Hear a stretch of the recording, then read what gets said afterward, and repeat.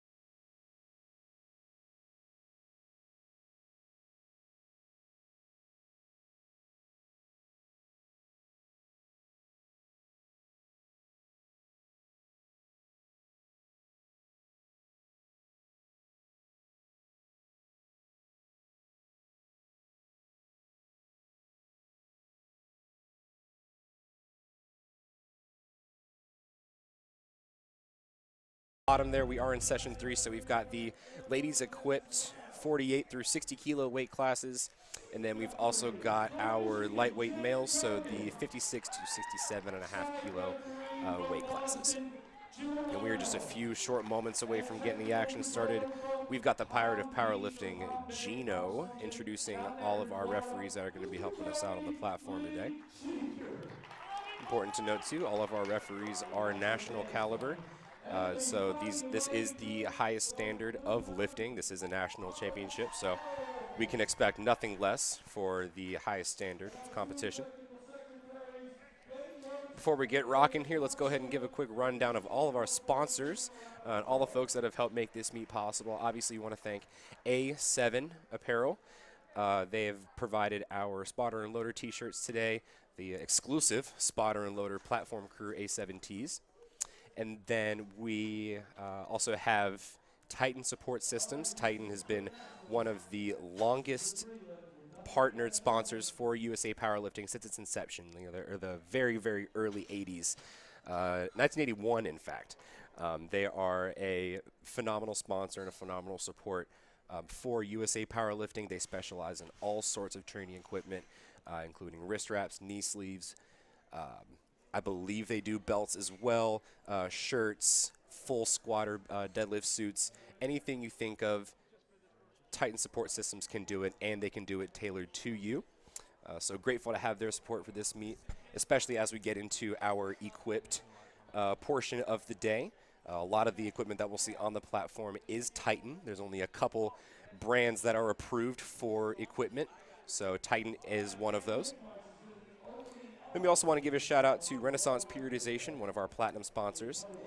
Revolution Screen Printing for providing the meet t-shirts for all of our competitors this weekend. And then we also want to give a quick shout out to Spud Inc. as well for their support for this weekend. And ladies and gentlemen, based on the volume of the Pirate of Powerlifting, Gino himself, we are about to get things rocking and rolling. We are going to start off with Miss Ann Whitmarsh. Now, you heard Adriana say just a little bit ago that she has already competed this weekend. If she competed in last night's equipped bench session, and now she's coming today to do the full power version. She is also a person of many, many hats. She's a USAPL referee herself, a national level referee at that, and that's what we love to see from powerlifting. We see people just giving back to the sport in so many ways while also being highly proficient at it. Let's see her smoke this 80-kilo opener. Beautiful. 3 white lights. It's a good lift. And as we get into the, this is our first full power session, so apologies if we're a little rusty here, but we are in the squat here, and so Adriana, we are both referees. I like to think that we kind of know what we're talking about. Can you give us a little rundown, just a quick 1, 2, 3 of what our commands are here?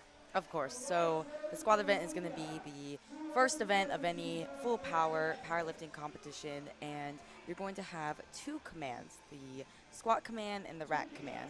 So once the chief referee has called bar is loaded, the lifter is allotted 1 minute to walk out to the platform, unrack the bar, get set up in their starting position, and the referees will determine if that is the correct starting position. So knees locked out, everything is motionless, you're in control of the weight.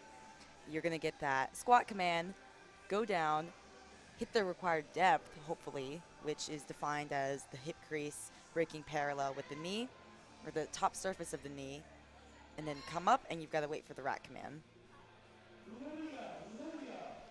And we've got a perfect example here of a lifter running down their clock. Now, I don't know if potentially they missed that they were next up in the order, but a lifter has got 1 minute from the moment the chief referee has called bar is loaded to get that first command, the squat command.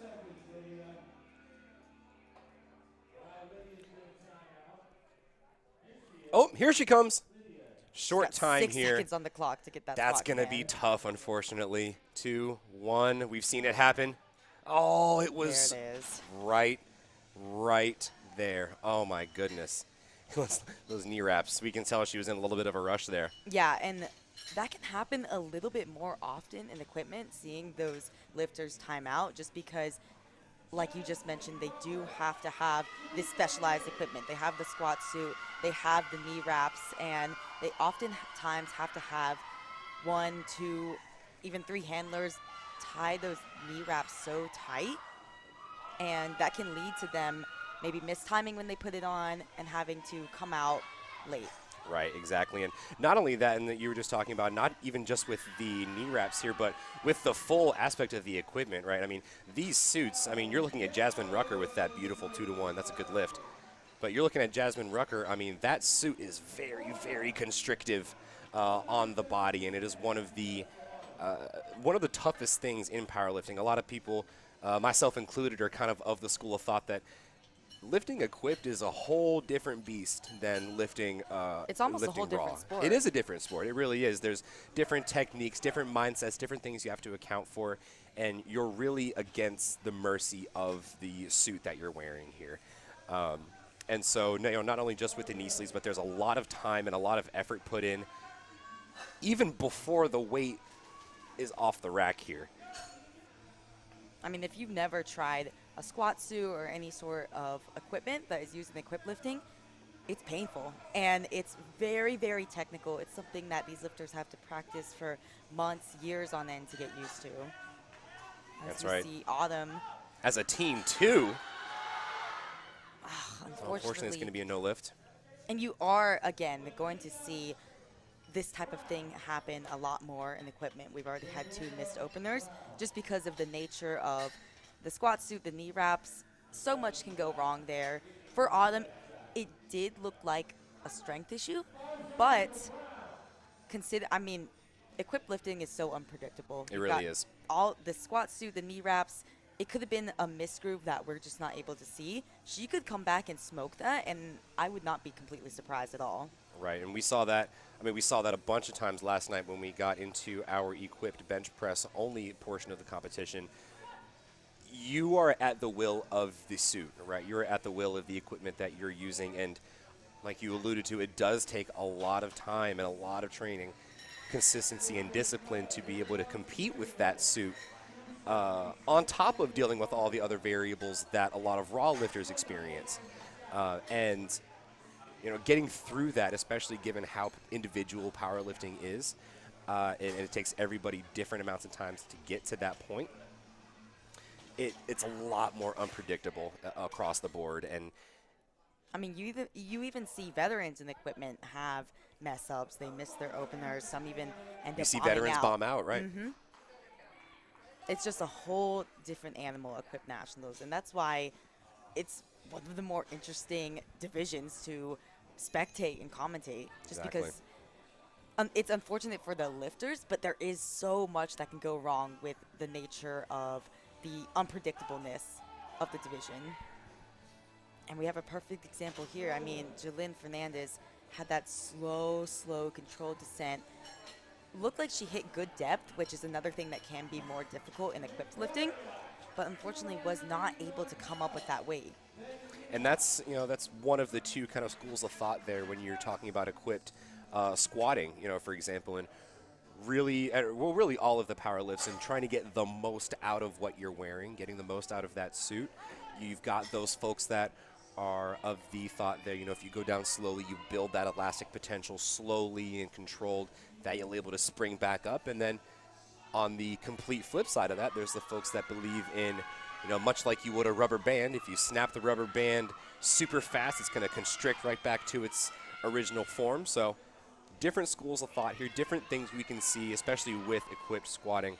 And now this is Victoria Duras of Blue Mountain Christian University, the host of our spotting and loading team through this whole weekend.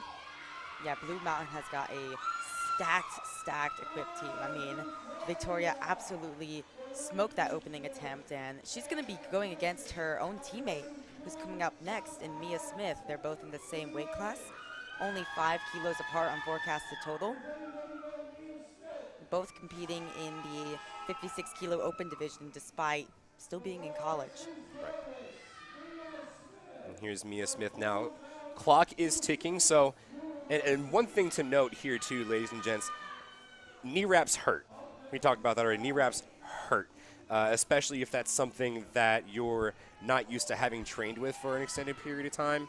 But even in the cases of some of these lifters, having those knee wraps on for an extended period of time, be it maybe a minute or two between your attempt, you want to get those knee sleeves off as soon as you can because they are constricting. They hurt. I mean, you see her, I call it the equipped waddle. She's waddling off the stage there because there's no room for her knees to bend except against the weight that's on her back. And so when they're behind the curtain there and they're getting those knee wraps wrapped up, they're trying to do it at the very last second. That way the lifter saves as much energy and really as much inevitable pain and stress will be involved with getting those wraps on. Coming up next is Sally Green, representing Midland University, 297 pounds. Midland University, one of our stalwart USAPL teams. Head coach Tim Anderson, USAPL Hall of Famer and bench press equipped pro after last night.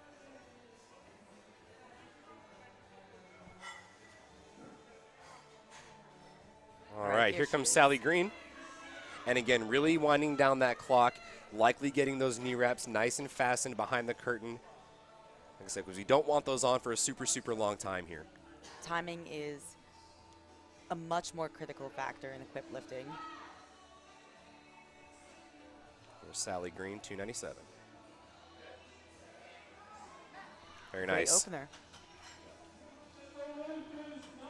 Oh, goodness. Man.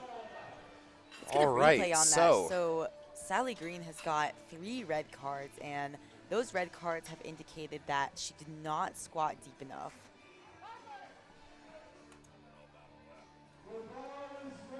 So again, the required depth indicates that these lifters have got to get their hip crease below parallel with the knee. And that is why we have these national level and higher caliber judges, national and international, so that we can uphold that standard across the board. And again, in equipped lifting, it can be a lot more difficult. These referees have got the experience behind them to judge those super close calls like I believe Sally's was. Here's Qingyi Liu.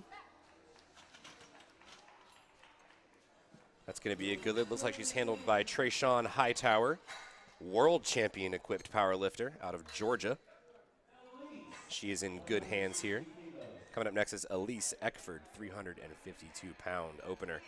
As a 60-kilo bodyweight lifter, ladies and gentlemen, 100 kilos more than she weighs is on her back. Yeah, this is a big opening attempt. Both she, who just went with her opener of 140 kilos, and Elise are in the 60-kilo open division. Currently, she is forecasted ahead based on forecasted total, but a lot can happen from now to the end of the meet. Ladies and gents, if you're following along at home, watching on the live stream here, go ahead and type in liftingcast.com/meets. Go ahead and scroll down a little bit till you hit Equipped Nationals 2024 USA Powerlifting. Good grab there by the spotters and loaders. Yeah, unfortunately for Elise, that's going to be a no lift. Again, seemingly based on strength, and if this were raw lifting, I would be extremely worried for her. And while failing an opener like this is a bit worrying, of course, even if you are in the equipped division, equipped lifting is so unpredictable. She could come back and smoke that, make the proper adjustments, maybe tie her knee wraps a little bit tighter. Hopefully we'll see her come back and smoke that on her second attempt. Folks, we are right back at the top of the order here. Miss Ann Whitmarsh, Masters 4 lifter between the ages of 70 and 79. She is going to take her second attempt. And folks, for those of you watching at home, like I said, go and hop on over to liftingcast.com/meets. Scroll down to Equipped Nationals. That way you can follow along with all of the live attempt changes. You can follow along with the divisions, upcoming placings, forecasted placings, and all of the views that everyone here in the venue is getting. So you could scroll down, do the board view and see the view that we see. You could do the display view and see the view that the audience sees. You'll get all sorts of information. So go ahead and check out LiftingCast USAPL Equipped Nationals. And folks, while we are at the top of the lineup here, we have 11 total lifters in this flight here, and we have 2 total flights for this session. So once we get through this round of squats here, so obviously all of our lifters have gone through once, they'll go through and hit their second attempts, so on and so forth with their thirds. And then before they get to bench, Flight B gets to do all of their squat attempts first. And then after they do all of their squat attempts, we take a 10-minute break, give the spotters a little bit of a rest. Oh, and unfortunately for Lydia, that is again going to be a no lift. All right, we hear Gino saying that she beat the rat command. So on her first attempt, she missed it due to timing out. Remember, we saw her come out very, very frantic, very fast at the end, trying to get that squat command on time. This time, she came out, but it was close, too. Maybe got a little bit frazzled, maybe getting a little bit excited that she presumably was able to get the lift in, and then just went a little bit early on that rat command. So that puts her in an interesting position here. Now, unlike our prior sessions today where it was just bench press, this is a full power meet, so our lifters are competing for a full power total. And here's Autumn Gilday looking to get that 117.5 back. She finds her way up, but was it deep enough? It was not, unfortunately.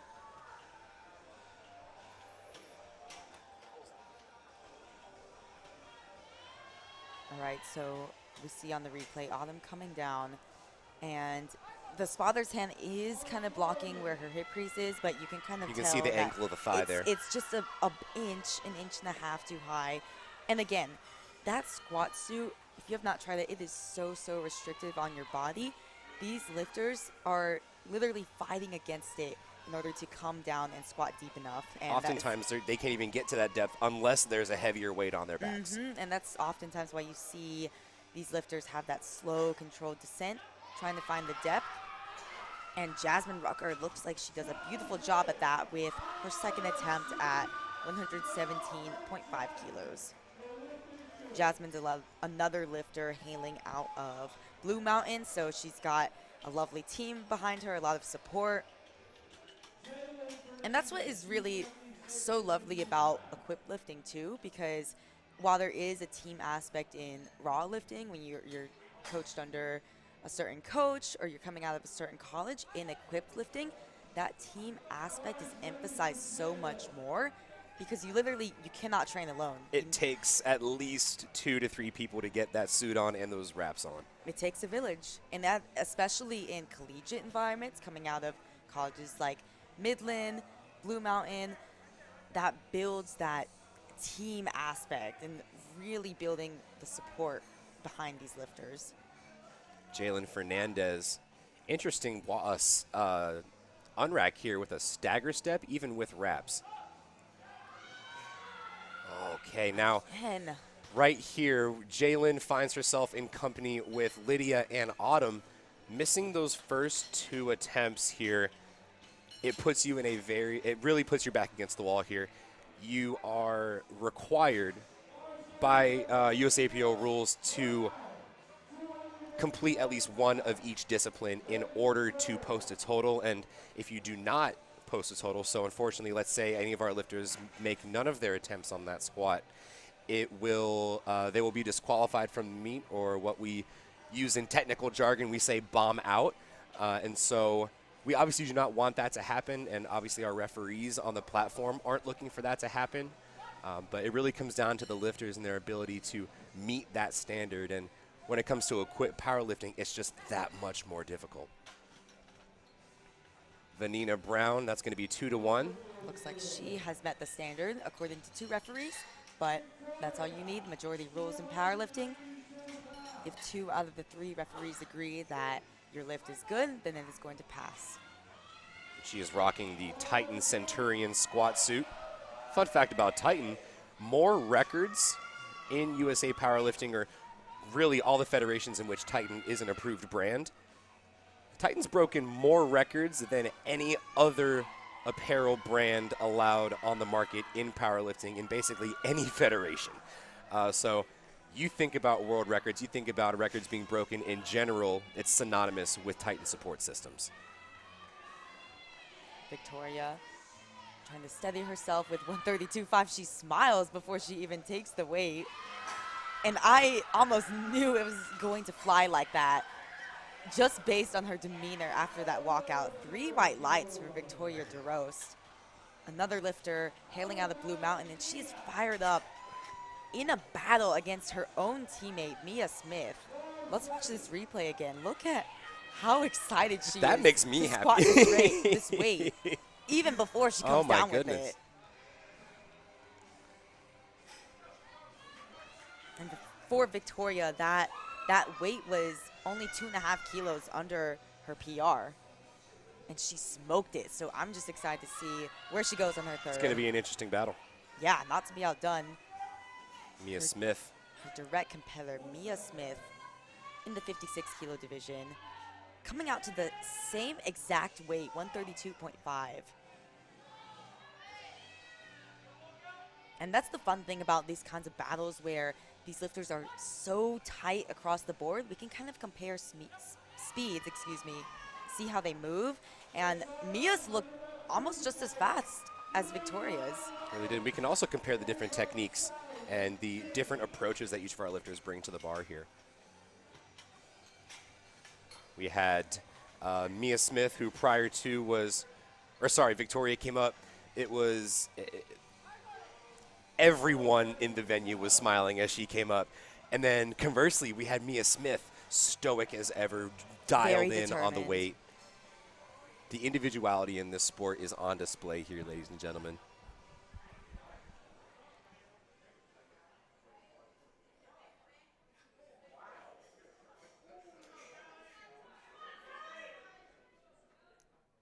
All right, Sally Green is coming out to 135 kilos. She's in the 52 kilo open and junior division.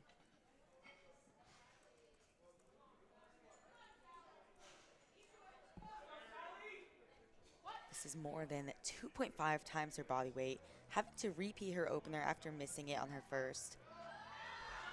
Oh man, and that is unfortunately not going to be a good lift. She got 3 blue cards, indicating that the bar had up and down motion, and we can see it on the replay here that she did squat deeper, but then that bar just came down on the ascent. And again, with this equipment, it can be very tricky, it can be very volatile, and that's probably where we saw that come from. Sally is in the same position as some of her fellow competitors, gonna need her third attempt at that same weight, 135 kilos, in order to stay in the competition. Now, there's Ching-Yi Liu. Hailing out of Georgia, 150 kilos on the bar for her. She's in the 60 kilo division, but weighing in super, super light. I talked to her just before the competition started, and she said her body weight has been low She weighed in at 56.05. Oh my gosh. And she, What a valiant effort that was. Yeah, she's got a lot of heart on her. Unfortunately, it's just going to be a bit too heavy for her second attempt. Hopefully she can come back and make the correct adjustments on her third and able to get it. Look at the grind that she puts in, just not giving up on that. They're not going to stop. I always tell my lifters, especially in situations like that where it's just not moving, I tell the spotters, or I tell my lifters, let the spotters take it from you. Let the referee tell you to be done. Do not quit. It's really a difficult balance because you don't want to waste a ton of energy, right? She's going to come back for her third, try to hit that even after expending that much energy on her second, but then you don't want to give up early, kind of like you said. But thankfully for Chi, she already got her opener, so she's not going to risk bombing out of the competition, at least not on squats. But now Elise, if she does not get the second attempt, she's going to be in that difficult position. Now, it looked a lot better. But I believe it was still high on depth there. And it was, unfortunately. So no lift here. Elise, Sally, Lydia, Autumn, and Jalen all face similar situations here. Yeah, you can see on the replay that hip crease just not quite meeting that standard of breaking parallel with the top surface of the knee. And, I mean, this happens in equipped lifting. I, unfortunately, am not entirely surprised that we have 5 lifters at risk of bombing out. And we just hope for all of them that they're able to come back and hit this on their third. We know we're going to see it in their face, the determination that they're going to have in order to stay in the competition. Looks like Ann Whitmarsh there is being handled by Mr. Paulie Steinman. Legend in the game himself. One of our many USAPL state chairs. And folks, this is a world record attempt. 197 pounds for Miss Ann Whitmarsh, and this will be a world record attempt for the open class because this is 89.5. Oh, no, sorry, master, excuse me. Oh, come on, Ann. What a fight. Ann Whitmarsh, can she make it out? Oh, my gosh. Sticking with it all the way to the top. 3 white lights. Awesome job for Ann Whitmarsh. A masterclass. An incredible woman, giving back to the sport and being able to be an awesome competitor too, hitting world records, competing as a Masters 4 lifter. Great way to start out the competition for her.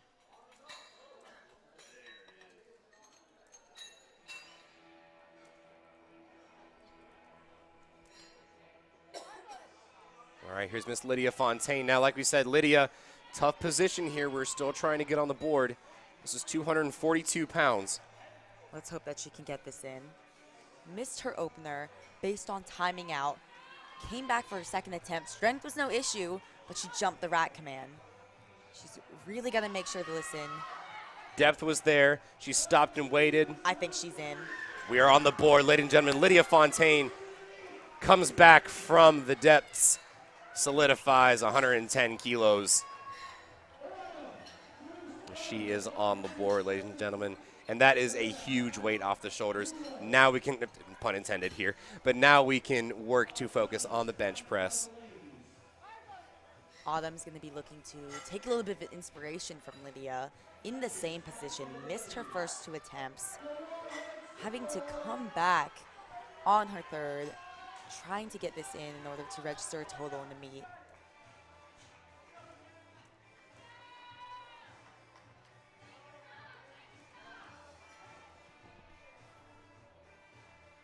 All right, here's Autumn. See if we can stay in the game here. Get up. Come on, Autumn. Unfortunately, she's not going to go. And again, I think this might be one of those situations where if you're not able to find that spring out of a hole, that spring that folks talk about with the knee wraps, with that slower descent, it might behoove to do maybe a little switch of the game plan there. As we see there, unfortunately, Autumn Gilday not able to post a total. And we do hope that she does come back for the rest of the meet. She can still bench. She can still deadlift. She's just not going to be in contention for placing or be able to register a total. And then here's Ms. Jalen Fernandez. 275 pounds, teen 2. I mean, this is a big squat for her. And again, in the same position, missed this on her opener, missed this on her second attempt. Hoping that she can get this on her third. She was able to stand up, but it looked a smidge high. Refs are going to say so, and with that, oh.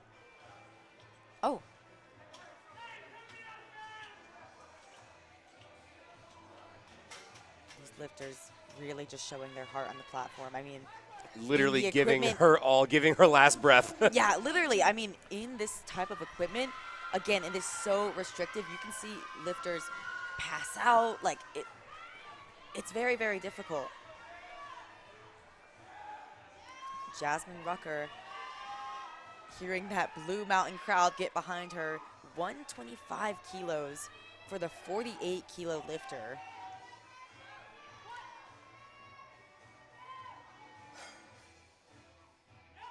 Depth looked good. Very clean. And she smoked that final attempt. 3 white lights for Jasmine Rucker. Really great job there. Starting off the competition strong. 3 for 3, which can very well be rare at Equip Nationals.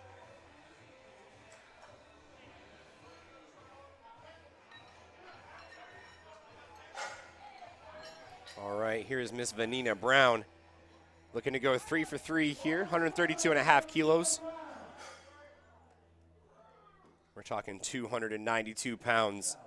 Masters 1 lifter between the ages of 40 and 49. Rocking another Titan Centurion squat suit in tandem with the A7 Crop Comp Tee. Shout out 2 of our awesome sponsors for this weekend. All right, let's see her hit this. This would be a big, big PR for her. There it is. Like a great call for her third attempt. A hair high from her prior 2, and the judges are going to get her for it. You've got a good eye. She still has smiles walking off the platform. And, yeah, let's see this replay. If you watch that hip crease, it just doesn't quite break parallel with that knee. And that's the thing, folks. It may look like it's low enough, but it really has to break that plane. It's got to be below that crease. Now Sally Green, again in the same position, facing bomb out, having to show a lot of resiliency here, coming back and trying to make this attempt at 135 kilos.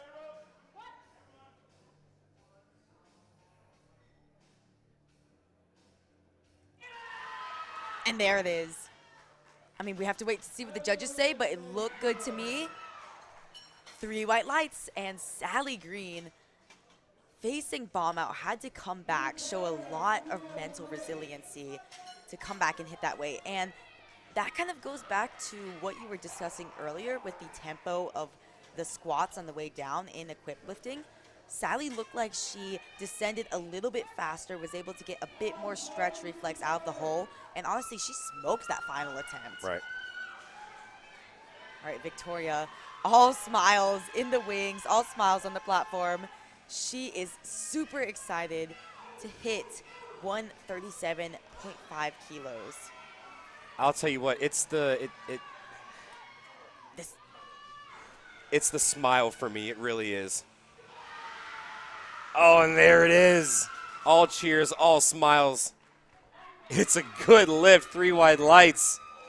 High fives and celebrations for Gino. She is ecstatic at that, as she should be. That is her first time crossing over that big, big 300-pound barrier.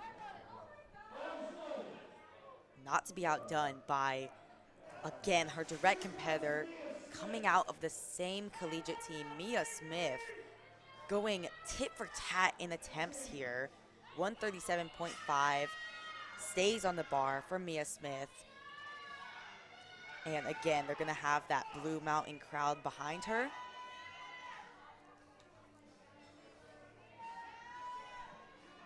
She's taking her time with her setup, getting really focused with this weight. The intent is there. this would also be a PR for her. Her first time hitting over 300 pounds. And unfortunately for Mia, it just didn't go for her. So if we're looking at the battle between her and Victoria They in are now that 56 tied. kilo division, yeah, I mean, They're tied. At the moment, they are tied. And this is on forecasted total, so this is based off bench and deadlift opener. Obviously, anything can happen within those attempts, but as of right now, the battle's there. and if we're looking at body weight advantage, Mia weighed about half a kilo, almost a full kilo actually, less than Victoria. So that is going to be fun to follow throughout the day. We see Victoria building a lot of momentum by going 3 for 3 in the squats. Mia, unfortunately, missing that last squat. So we'll see how the rest of the day shakes up between them. Now, she also goes by Sophia Liu, hailing out of Georgia. 150 kilos is on the bar for her third attempt. Missed this on her second attempt, had to put in a big fight with it. Hopefully she can make the proper adjustments here and get this on the board. Comes down fast with it, wow! And she did make the proper adjustments. Really great job from Sophia there. 2 to 1, it's a good lift. An excellent job by the handler there, maintaining trust in that lifter. I mean, Trayshawn Hightower, we said, multiple-time world equipped champion. She is in very much good hands here, and being able to make that adjustment, it's difficult. It is very difficult. Mentally, it is so tough to miss a lift on strength, seemingly. I mean, she was fighting with that second attempt for a long time, having to go to the back, calm down, lock in, tell yourself that you can do this, coming back and hitting that, I really applaud her. And now our final squatter of Flight A, Elise Eckford, in the 60 kilo division. 160 kilos on the bar for her. Missed this on her opener, missed this on her second attempt. Second attempt, she had the strength for it, but cut it a bit high, and she's gonna have to meet the standard. A little bit faster on the descent here. We find depth. Finish. Oh. Finish! She's able to make it. Was there any up and downward motion? Goodness gracious, I hope there wasn't. 2 to 1. Wow. Ladies and gentlemen, By what the skin of her a teeth.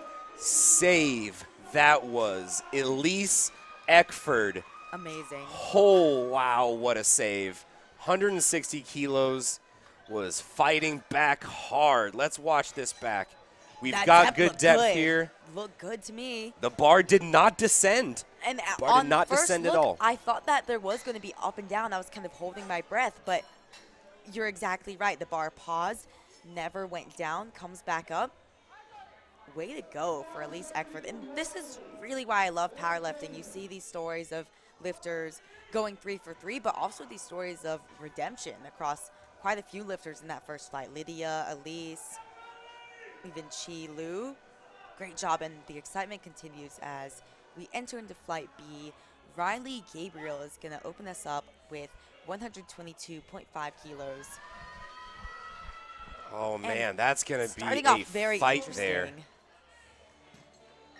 Unfortunately, that's going to be no lift for Riley. And not only was it, tough on strength there, but it looked like she cut it just a little bit high there as well. I'll have to agree with you. So it's going to be a very interesting adjustment we're going to have to make for that second attempt there. We're going to see if she's going to take the same weight. It would probably be in the best interest to take that weight. But while we're waiting for that, coming up next, Miss Kaylee Gleason, 140 kilos on the bar, 308 pounds. And we are now on to our second flight of lifters, ladies and gents. Riley was our first. Miss Kaylee is going to be our second. And yes, Riley is going to retake that 122.5.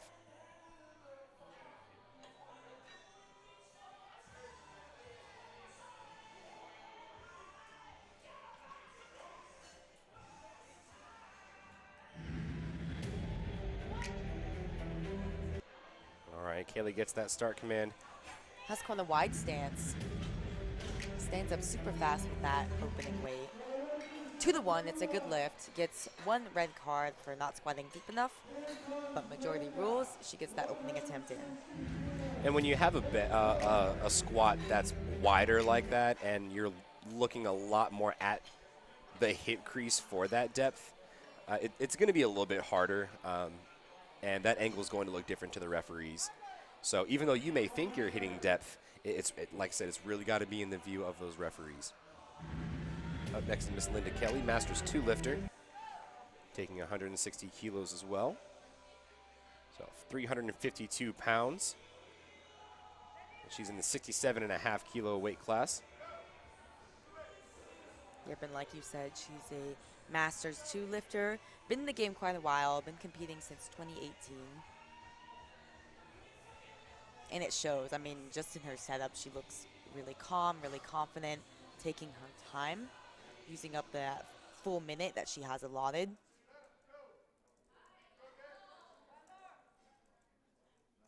Bit of a shaky walkout. She's got 13 seconds to get that squat command.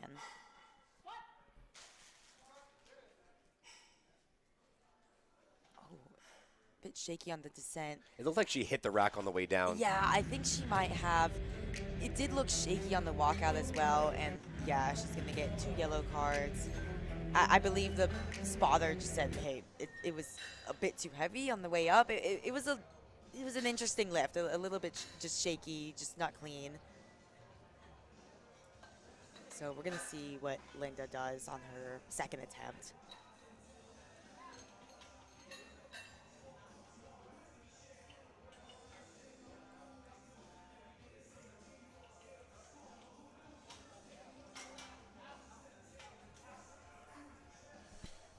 All right, here's Mr. Gilbert Perez coming right behind. Good sir, I can respect the curls.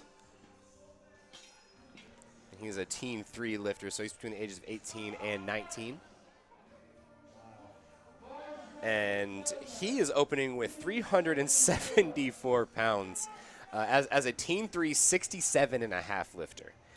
67.5 kilos is anywhere between about in the 140s to 150 range.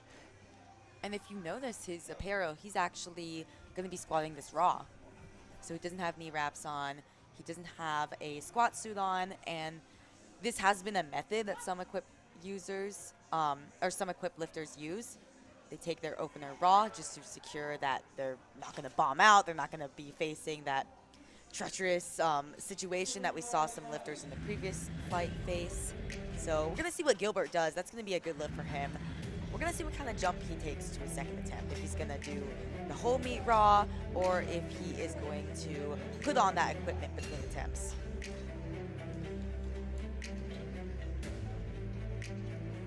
And I don't know if you mentioned, but we did see that yesterday with the bench press there.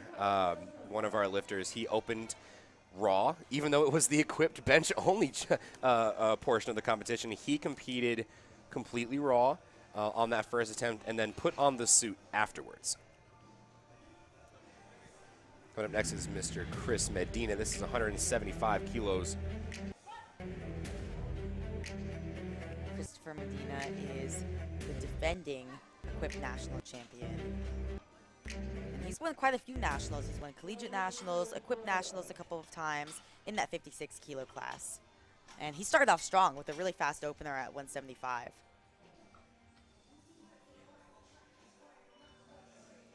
All right, we see the world champ or national champion here, Sofia Beiras. Hope I pronounced it. I know you told me how to pronounce it when I talked to you just a little bit ago. Sofia Beiras. Beiras. There we go. There's the tongue roll I was trying to get. Either way, national champion. Won the Equip Pro Series earlier this year at the Arnold. So she's got a lot of hype behind her. And competed last night in the equipped bench only. She's one of those lifters who gives her heart to the sport. And she smoked that opening attempt. I and many others are super excited to see what she does today. She's definitely in contention for best lifter of the entire meet. And not only competing equipped for such a long time and very used to the forms there, but she's had a very extensive powerlifting career. I mean, she's an open powerlifter now, and exactly open powerlifter now, and she's competed all the way back in collegiate nationals, having podiumed all the way back in 2014 when it was back in Florida. So we're expecting to see great things from Sofia across the board today. Like you said, one of those in contention for best lifter and to maintain her pro card status. and bring home a little bit of cash.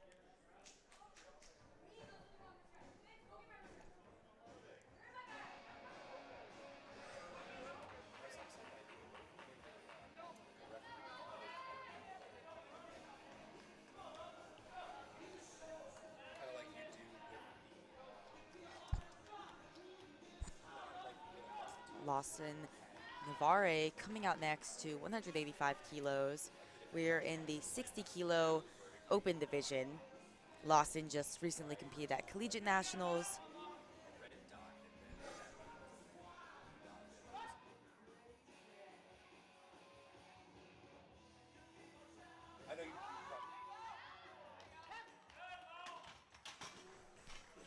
Up next, Lawson Navarre.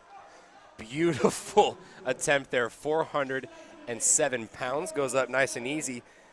Stephanie's going to come behind, though. She's going to be representing Midland University, one of our most prolific and I believe one of the most decorated powerlifting teams in the Federation, across many disciplines and across many different divisions. And Stephanie's in the 67.5 kilo open division. So she's got quite a challenge ahead of her with Sophia Vieras forecasted well ahead in first, but Stephanie is definitely contending for a podium position, potentially second place behind Sophia. Let's see how 185 moves for her. Moves very, very well. We'll wait to see what the judges say on the depth.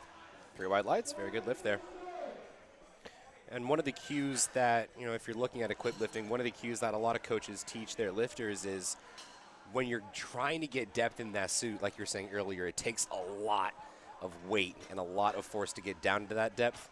You want to sit back as far as you possibly can, and you want to make sure that you find the right amount of depth. You don't want to completely bottom out because then that takes away a lot of the use of the knee wraps there, but obviously you don't want to squat high because then it wouldn't count.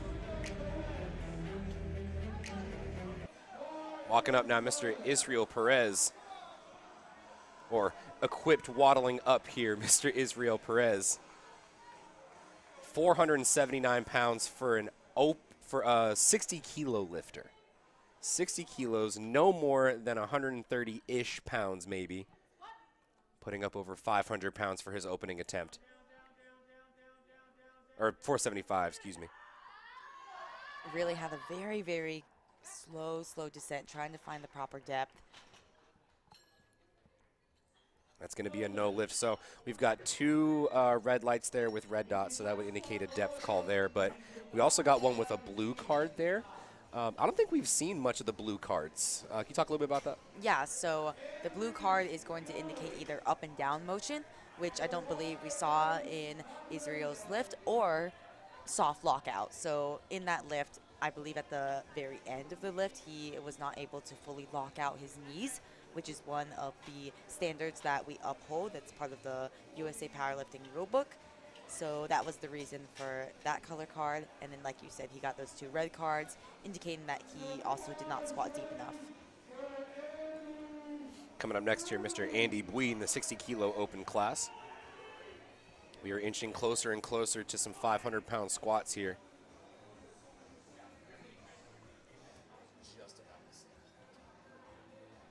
Andy Bui here, very solid walkout here.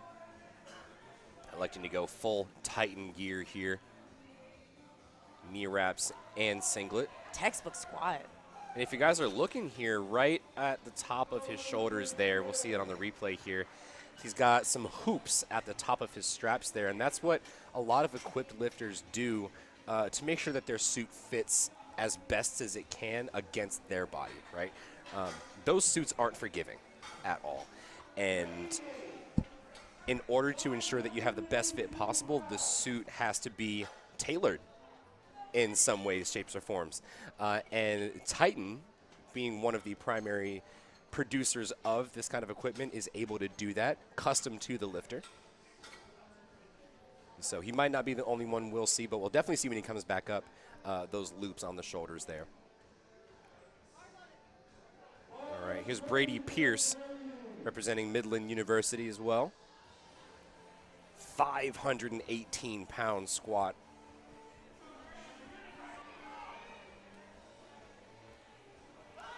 Brady recently competed at Collegiate Nationals where he placed second in his class.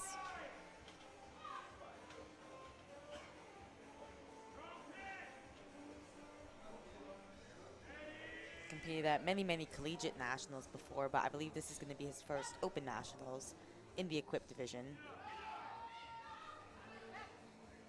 Started off fairly strong, had to put in a little bit of work, but we've seen much more difficult openers than that. So and it was very shaky, and that's something we're going to see a lot too with equipped lifting, because equipped does allow you to lift more weight. It is an assistance tool, and so the weight that's on the bar is more often than not more than what that lifter could hit raw. And so, hold on a second now. We've got Cordarius Harris. The crowd is almost washing over my voice, which is pretty hard to do. Yeah. 240 kilos. Cordarius is an amazing lifter. He's got a lot of hype behind him. Coming off his win at Collegiate Nationals here, now trying to pick up an open title. He also hails out of Blue Mountain, and of course, they're going to show their support as they do with his opening attempt. I don't know if you saw what I saw. One of the referees did, but he is on the board now, 2-1. It was close. I saw And a what did you jumped see? rack command. Yep, So I think he barely – it was almost simultaneous with that chief referee giving that rack command. But thankfully, he's able to get that attempt. He did have to put in some work, but Cordarius is a phenomenal lifter. He gives back to the sport as well. He's also a really phenomenal spotter loader. all right, folks, C.J. Shuford, your last squatter in the flight. And this is no small weight either. 589 pounds, just knocking on the door of 600. And at a very, very unassuming body weight of 67.5 kilos. This is absolutely monstrous. CJ won Equipped Nationals back in 2022 in Vegas. Didn't compete at the open division last year, but he did win Collegiate Nationals last year, placed second this year, and now trying to walk away with an open title, another open title. And that is over 3 times body weight. That's insane. 3 times body weight, ladies and gents. Nearly 600 pounds for his opening attempt, and it didn't look all that difficult. He's got a PR squat of 305 kilos, if you can believe it, and hopefully For we're those going of to you see at him. home, Yeah, hopefully 305 we're gonna see him. is 7. That's insane. That's nutty.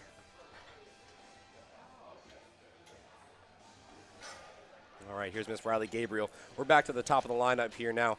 Unfortunately, Miss Riley did not get that last lift. And it was on strength there, so it looked a smidge misgrooved here. It also looked like she had a little bit of an interesting hip shift there at the very beginning. And so we're wondering if she's able to make that adjustment for the second attempt here. Yeah, and she also had a fairly narrow stance, especially for grip lifting. Right.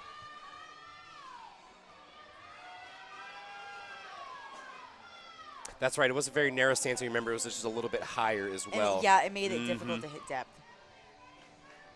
Those kind of extremes where you see the narrow stance or a super wide stance, it is going to be a little more difficult to meet that standard. Yeah, and I think, honestly, I think the same thing happened there. It's not looking good for Riley, unfortunately. So with that, it's another mislift, so that does put her in a tough position. It's going to come down to a pretty tough conversation between the handler and Riley. And it's not one of those situations where the referees are, like, we're never trying to give out bad lifts. We're never looking to give, I mean, we are obviously looking for those infractions, but if it's a good lift, it's a good lift. And so it might have been a little bit too heavy of an opener. exactly. And I don't know if you could tell coming off the platform there, but I mean, the emotions were already kind of running high there. This is high stakes, ladies and gents. This is equipped. This is the Equipped National Championship. I mean, there's passion. there's not going to be emotion without passion, and there's going to be highs, there's going to be lows. And I mean, hopefully, I've seen miracles happen. She can come back, hit it on her third. And not to think of this too. She's a teen She's one 15. lifter. She is 15 years old, ladies and gents. When you were 15 years old, were you putting 300 pounds on your back? Maybe. But Riley is doing it and doing it with as much grace as she possibly can. So we hope she's able to come back for the third. Here's Kaylee Gleason. Looked very, very deep and very fast as Just well. a nice little dip into that depth point there. 3 white lights. Coming up behind is Miss Linda Kelly, Masters 2 lifter. She's going to be taking 352. And Linda's opener, it did look a little bit shaky, even from the unrack. And kind of like you alluded to a couple of lifters back, the equipped division is, it's made so that you're lifting more than perhaps your body can handle.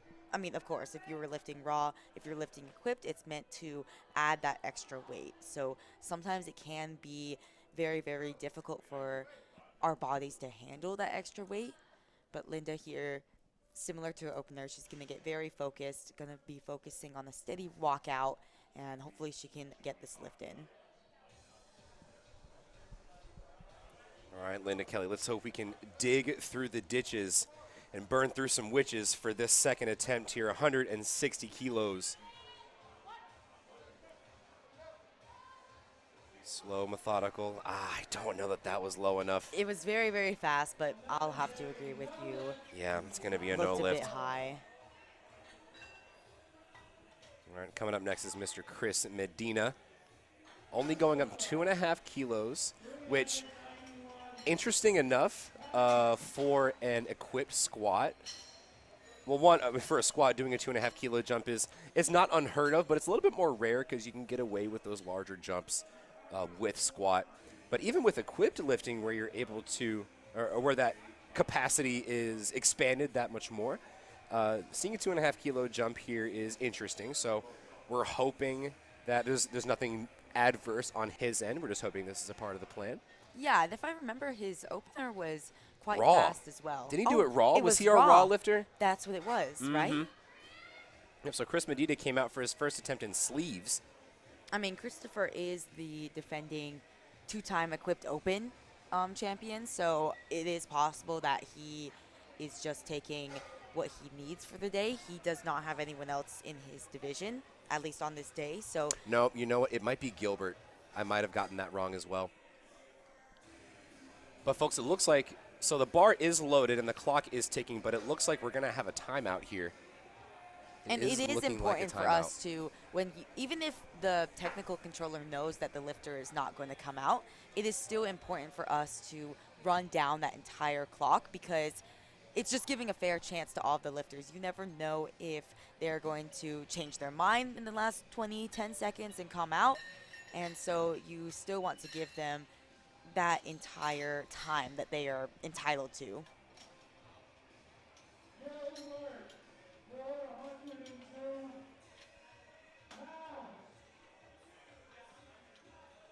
All right, we've got 402 pounds loaded on the bar.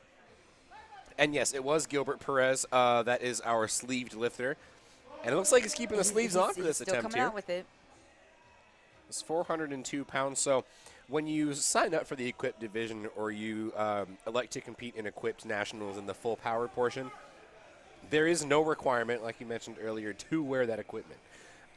You can do an equipped meet fully raw. It's not necessarily seen because of in the competition standpoint, the capability to put weight on the bar is diminished when you are raw versus equipped. We'll see what he does here. This is 402 pounds. Very, Clean. very deep. Could be a situation where maybe he's going to put on a bench shirt. Yeah, potentially. Potentially that could be his specialty. There could also be some physical limitations to that as well. You know, maybe there's an injury, for example, that might have happened in the off season. And when you register for equipped, you still wanted a bench, but you know, maybe you got to put a shirt on. maybe you could register for equipped as well. Yeah, and I mean, again, with this special equipment, the squat suit, the knee wraps, you're loading more than your typical raw lifting would be capable of. So perhaps if he is going through a bit of an injury, then he doesn't want to aggravate that by Right. loading extra weight. Here's Lawson Navarre. Very wide stance. Rocking the Super Centurion squat suit. That's going to be a pretty good lift. 3 whites across the board. Perfect depth there. We can hear the celebration from back here. Can only imagine. So that was 5 kilos up. I'm interested to see what 195 will look like. We've got Stephanie Sabrio coming up right behind, going up 7.5 kilos.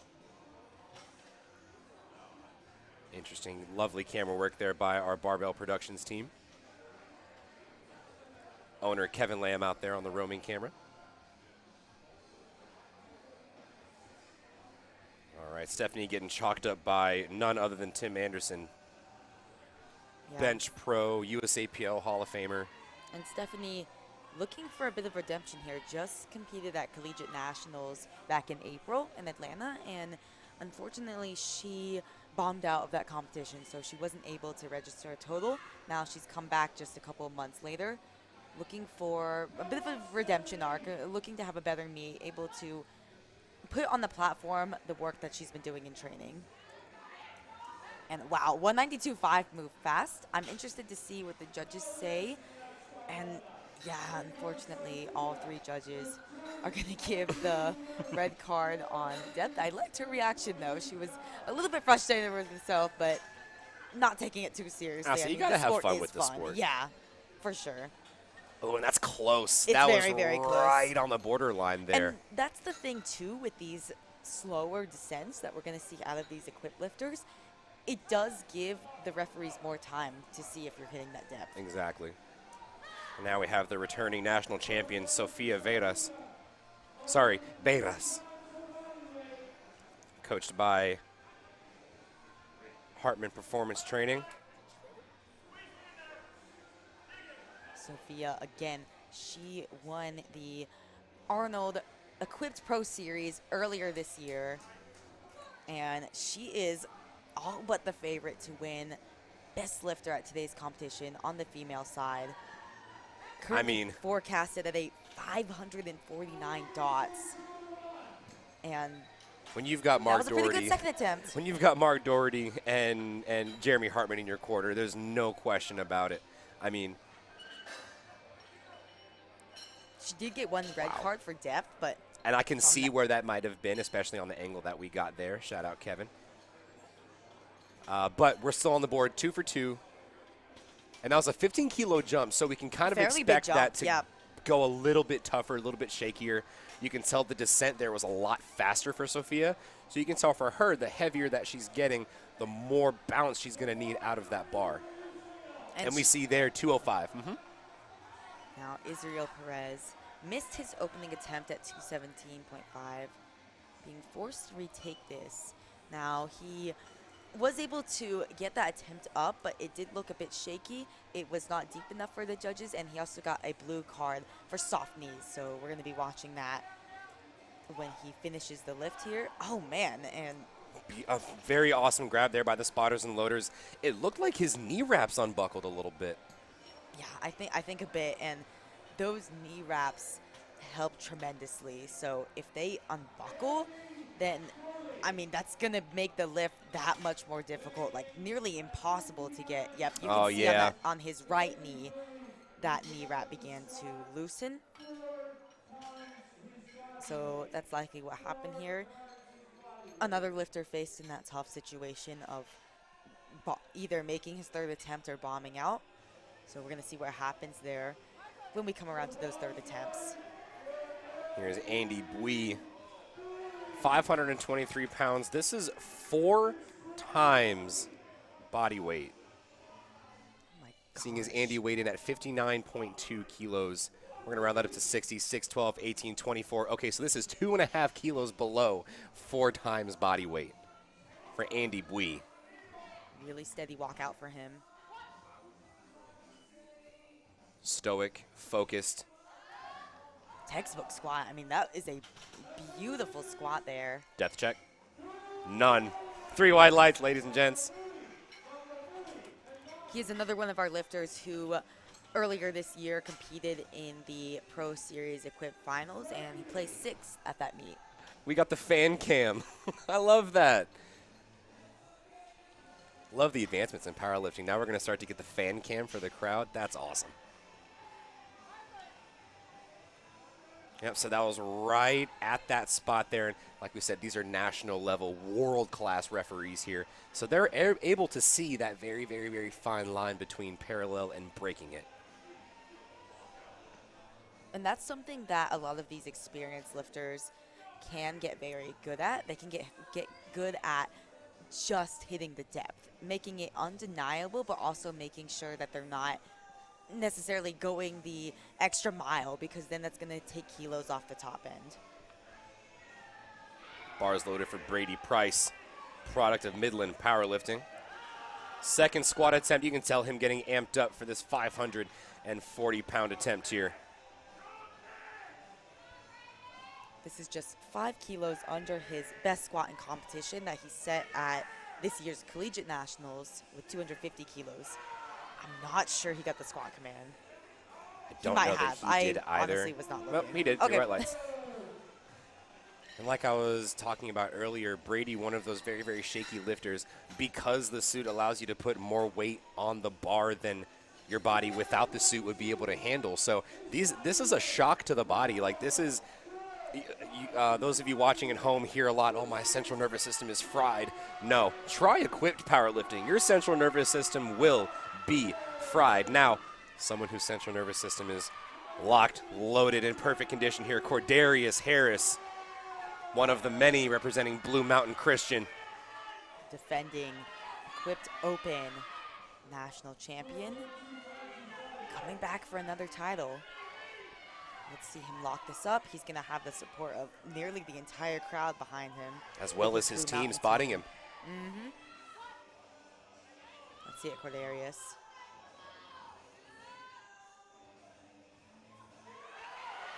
Oh, that's up. Oh, goodness. He might have gone a little bit too low there, I feel.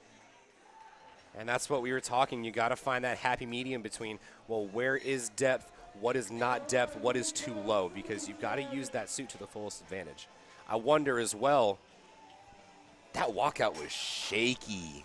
It was definitely a little bit shaky. That walkout was shaky. I mean, if we're looking at his open powerlifting, he did squat a PR of 256.5 kilos at his winning performance at Collegiate Nationals. So 252.5 is a bit close to there. Maybe he was expecting a little bit more. And again, with equipment, it is very, very difficult to come down at the exact right speed, so you're not coming down, too slow, so you're not getting that stretch reflex. But if you come down too fast, then there's much more potential for a misgroove. Exactly. And here we go. This is our first 600-pound squat of the session. Getting awful close to 4 times body weight for CJ Shuford here. 606 pounds. CJ Shuford, product of Midland University. And this would be over 4 times body weight for him. In the past, again, he has hit that big 305-kilo squat. So let's see how he handles this. And he moved well. Very well. I think he might have cut depth there. Yep. You've got a good eye. I was so focused on the speed. It was close. It was a very close call there. Let's see on this replay how close that hip crease is to the knee. Oh, it's right there, dude. It looks like it was just parallel. And again, you've got to break parallel with that hip crease. And think about, and y'all are seeing the video view, right? Imagine being in that referee chair, right? You're actually dealing with the lights that are shining on the platform in real time. You're trying to see that view of depth around the shadows of the spotters and the spotters themselves, and it can be very, very, very tough to adjudicate these sort of lifts. But again, these referees have been here before many, many times, some decades, in the case of Tony Lee Sr.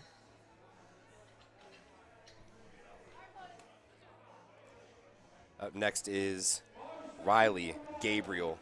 Now, this is going to be important here for Riley. It's make or break. This is make or break. 122.5. She unfortunately cut it the first too high. There's a lot of emotion built into this one. We just want Riley to get on the board here, as does everyone else in the meet. Let's see what she's got. Come on, Riley. Come on, Riley. She's able to stand it up, but was it deep enough? I'm not entirely sure that it was. Unfortunately, it is not, and that is going to be a no lift. And that is unfortunately going to be our first bomb out of this session here. And Of this flight. or of this flight, excuse me. We did have one last session, or last flight. Goodness. Hopefully Riley, again, I hate seeing lifters bomb out. It is tragic. It is heartbreaking. I mean, you put months of work on end for this one day of lifting. So I really hope that she does come back to bench and deadlift. She's not going to be able to register a total, but she can still do that. Similar position here, Miss Linda Kelly. Again, another make or break situation here, 352 pounds. And, you know, obviously we obviously want them to continue the meet. You know, we've prepped for months for this sort of thing, and it can be heartbreaking. And it can be very tough emotionally to be able to come back from that and still be able to hit the lifts. But here's Miss Linda Kelly here. That unrack is shaky, ladies and gents, shaky. She's taking her time, though. And, I mean, shaky walkouts, common in equipped lifting here. I think she knew it when she started to come down. It was not going to move there. Much. Yeah, and that's something important too, and that comes with experience as well with this sport. You have the capability to grind through that, obviously, and you have the capability to complete the lift, but if you know it's if not you know, there, you know. yeah. And you don't want to be risking injury when, again, she's not going to be able to register a total, but she can still bench, she can still deadlift, and if you're thinking long term, if you know that the weight is just not going to be there today, then it could be a much smarter call to just say, hey, spotters, take it, move on to the rest of the day. Right. Coming up next, Kaylee Gleason. 160 kilos are locked and loaded, 352 pounds. Teen 3 lifter, ladies and gents. And we were talking about it earlier, learning how to lift with equipment takes a lot of time and a lot of practice. And to be able to come out here on the national level as young as Teen 1, 2, and 3, like some of these lifters, is a testament to not only their training, but their coaches, their tenacity. And she is excited, as she should be, going 3 for 3 in the squat event, ending with a perfect haul of 160 kilos for Kaylee Gleason. And like you said, she is a teen lifter, but able to show a lot of heart on the platform, and her squats, even throughout her opener and her second attempt, you can tell that she's practiced this a ton before. She's got her technique honed in, just looking very clean, hitting that depth even with that super wide angle. Awesome job there. We've got Mr. Gilbert Perez coming up next. And he is our lifter in sleeves, our equipped lifter in sleeves. We'll see what he does today. This is going to be his last attempt, 418 pounds. He's a Teen 3 lifter. Rocking the full A7 meat kit. Shout out our presenting sponsor, A7.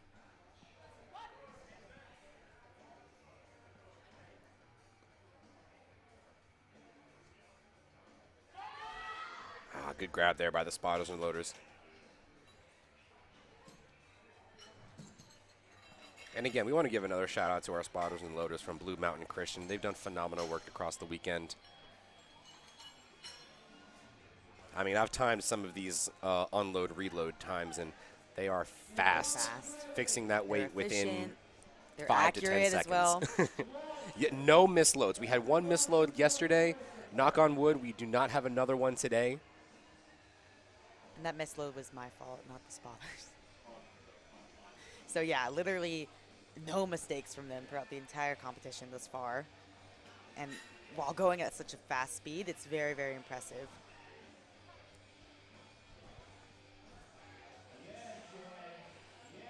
All right, Lawson Navarre. We see the floating camera going into the wings here that potentially he is running a bit late. He's got 20 seconds to get that squat command. Could have had the timing wrong with putting back on those knee wraps because it's not like raw lifting where you're going to leave on the knee sleeves in between attempts. Short shot clock here. 3 seconds. 1 second to get the command. All right, You can see at shock on the his end face. there. And that's the second time there where it's literally at the very, very last second they're ready to get set. If they had just 1 more second, they would have gotten it. But that's knowledge for that handler to go back behind the curtain and say, okay, maybe we got to take that extra 2 seconds before we get up there. That way we don't risk a sort of timeout. And the job of a handler, of a coach, is it's already difficult in raw lifting. It's going to be a lot more difficult in equipped lifting because you have that extra factor of timing with those knee wraps.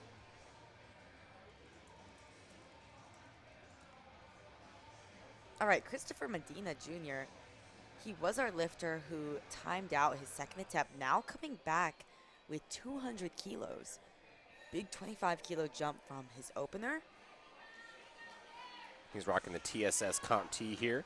Shout out Texas Strength Systems. They've provided all of our platform equipment. You can see their logo proudly displayed on our brand new, less than a year old competition plates. Rocking a Super Centurion. His belt is unbuckled. Oh, that could be on purpose. I've seen some lifters do that where they have it like that and then it's tied. What a fight it is. Oh, I don't know if he got his knees fully locked. I want to go run and ask him. He did. 3 wide lights. There it is. And that is actually a 2.5-kilo squat PR for Christopher Medina Jr. And that is phenomenal. Heart at its finest. And that could have been a strategy, skipping out on his second attempt in order to give him a bit more time before coming out to that third attempt. That's possible. Great job. I mean, adding a ton of kilos there by making that third attempt. Yeah, he motioned to the camera right before he finished there. He tried to unhook his belt, and it wasn't latched to begin with. So good to see he's able to fight through that. Stephanie Sabril taking the same weight, 440 pounds. Was that high and low enough? And it wasn't. And she had the same call on her second attempt as well. Mm-hmm. We can see on this replay, it's almost like she just hit parallel. And again, these referees are making those calls very, very tight. There. I could see it. It's one of those close calls. Coming up next, the national champion, Sofia Beiras. God, I got to get better at that. I'm so sorry. Here we go. Going up 5 kilos, 205. That's 451 pounds. 451 pounds, and she weighed in under 150 pounds. I mean, this is incredible. I've been following her training, and I'm ready to see her smoke this. Soph Squats on Instagram, ladies and gents. And Soph Squats strikes again. What a masterclass this is. And you can just tell by the way she lifts, she is super experienced. She is a international referee herself, so she's going to be very, very efficient in her lifts. She's going to make sure that her lifts are to the standard. I can't wait to commentate with her tomorrow. That's going to be so fun. Can't wait to get all the insight for everything that happened today.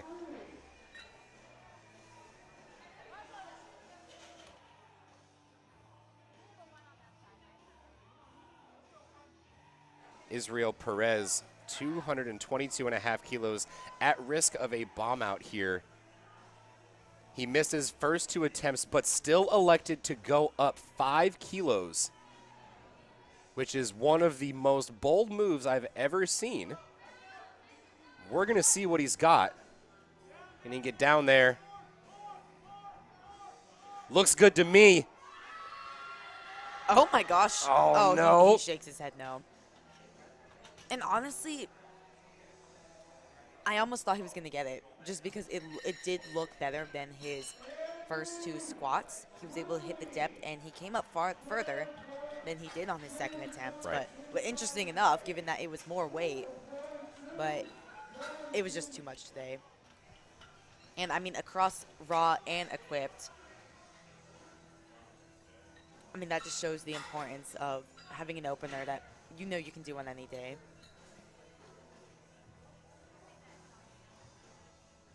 All right, folks, we're going to keep trucking along here. Mr. Andy Bui is going to go up.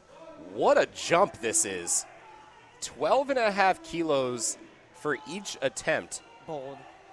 Now, not for nothing, he might be used to these attempts. And like I said earlier, you can kind of get away with larger squat attempts, especially when you're in equipment.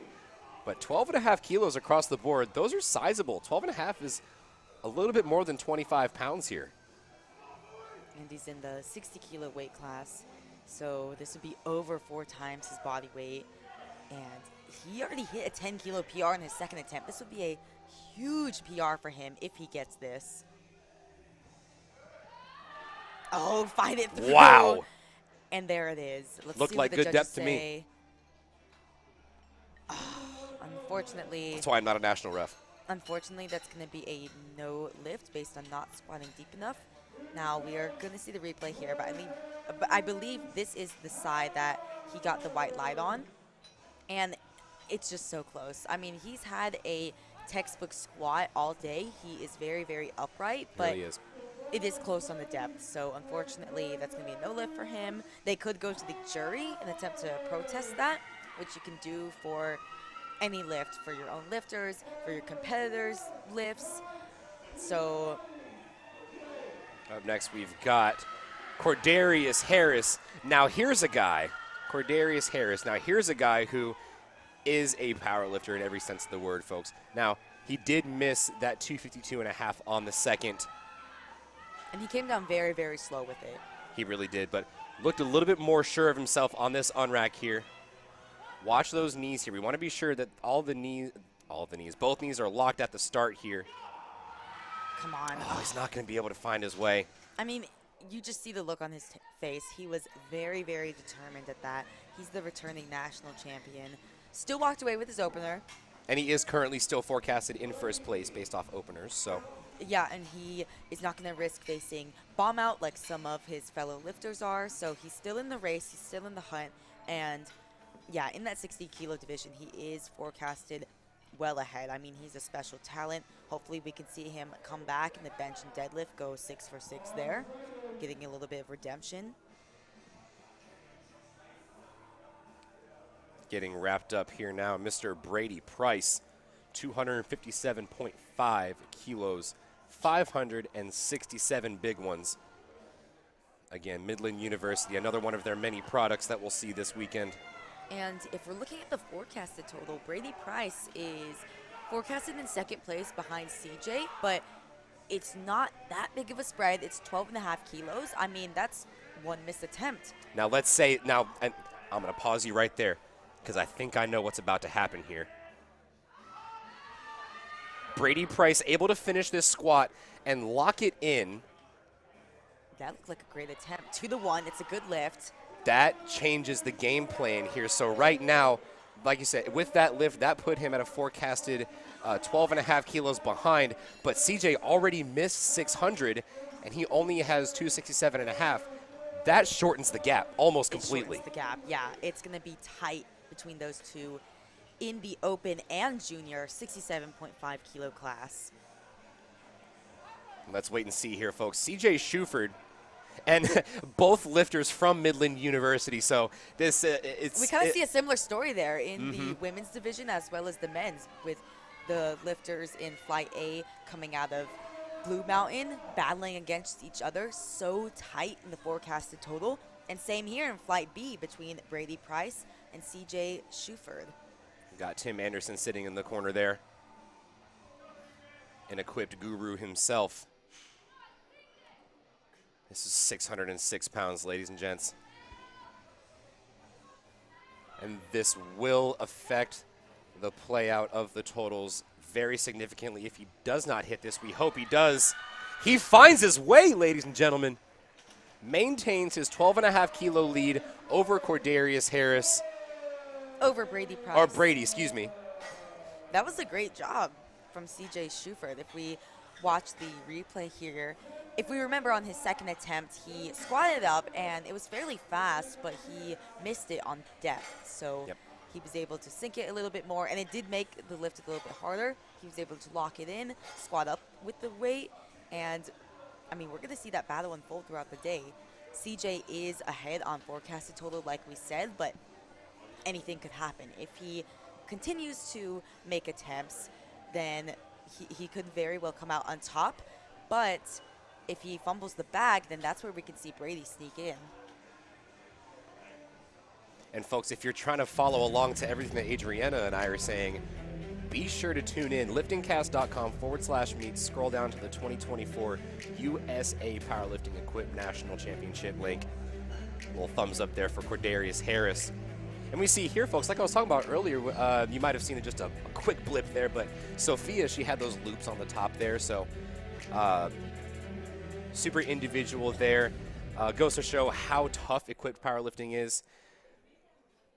And we're going to see a lot more of it going on to the bench. We're going to take a quick 10-minute break while we get the platform set up, and we will see you in just a few short minutes.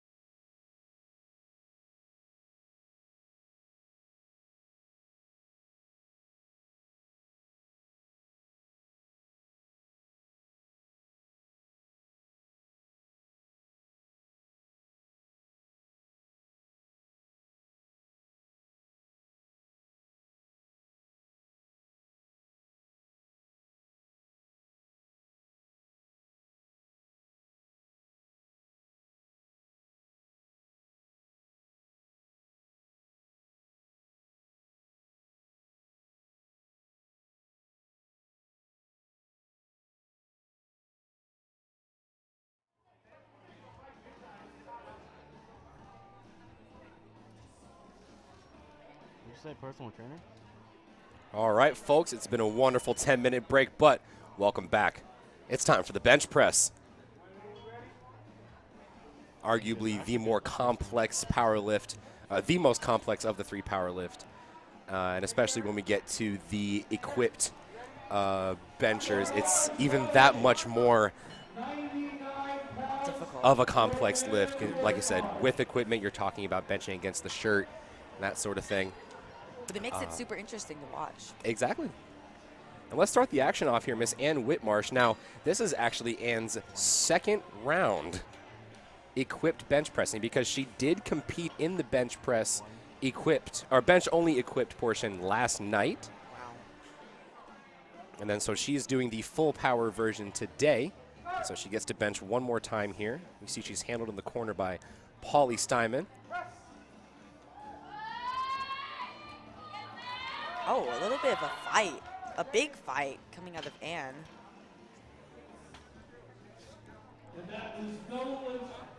It's going to be a no lift, unfortunately, there. So interesting things are going to happen here. So much like the squat, if we miss our opener, that's going to put us in an interesting situation going into bench for that second and third attempts.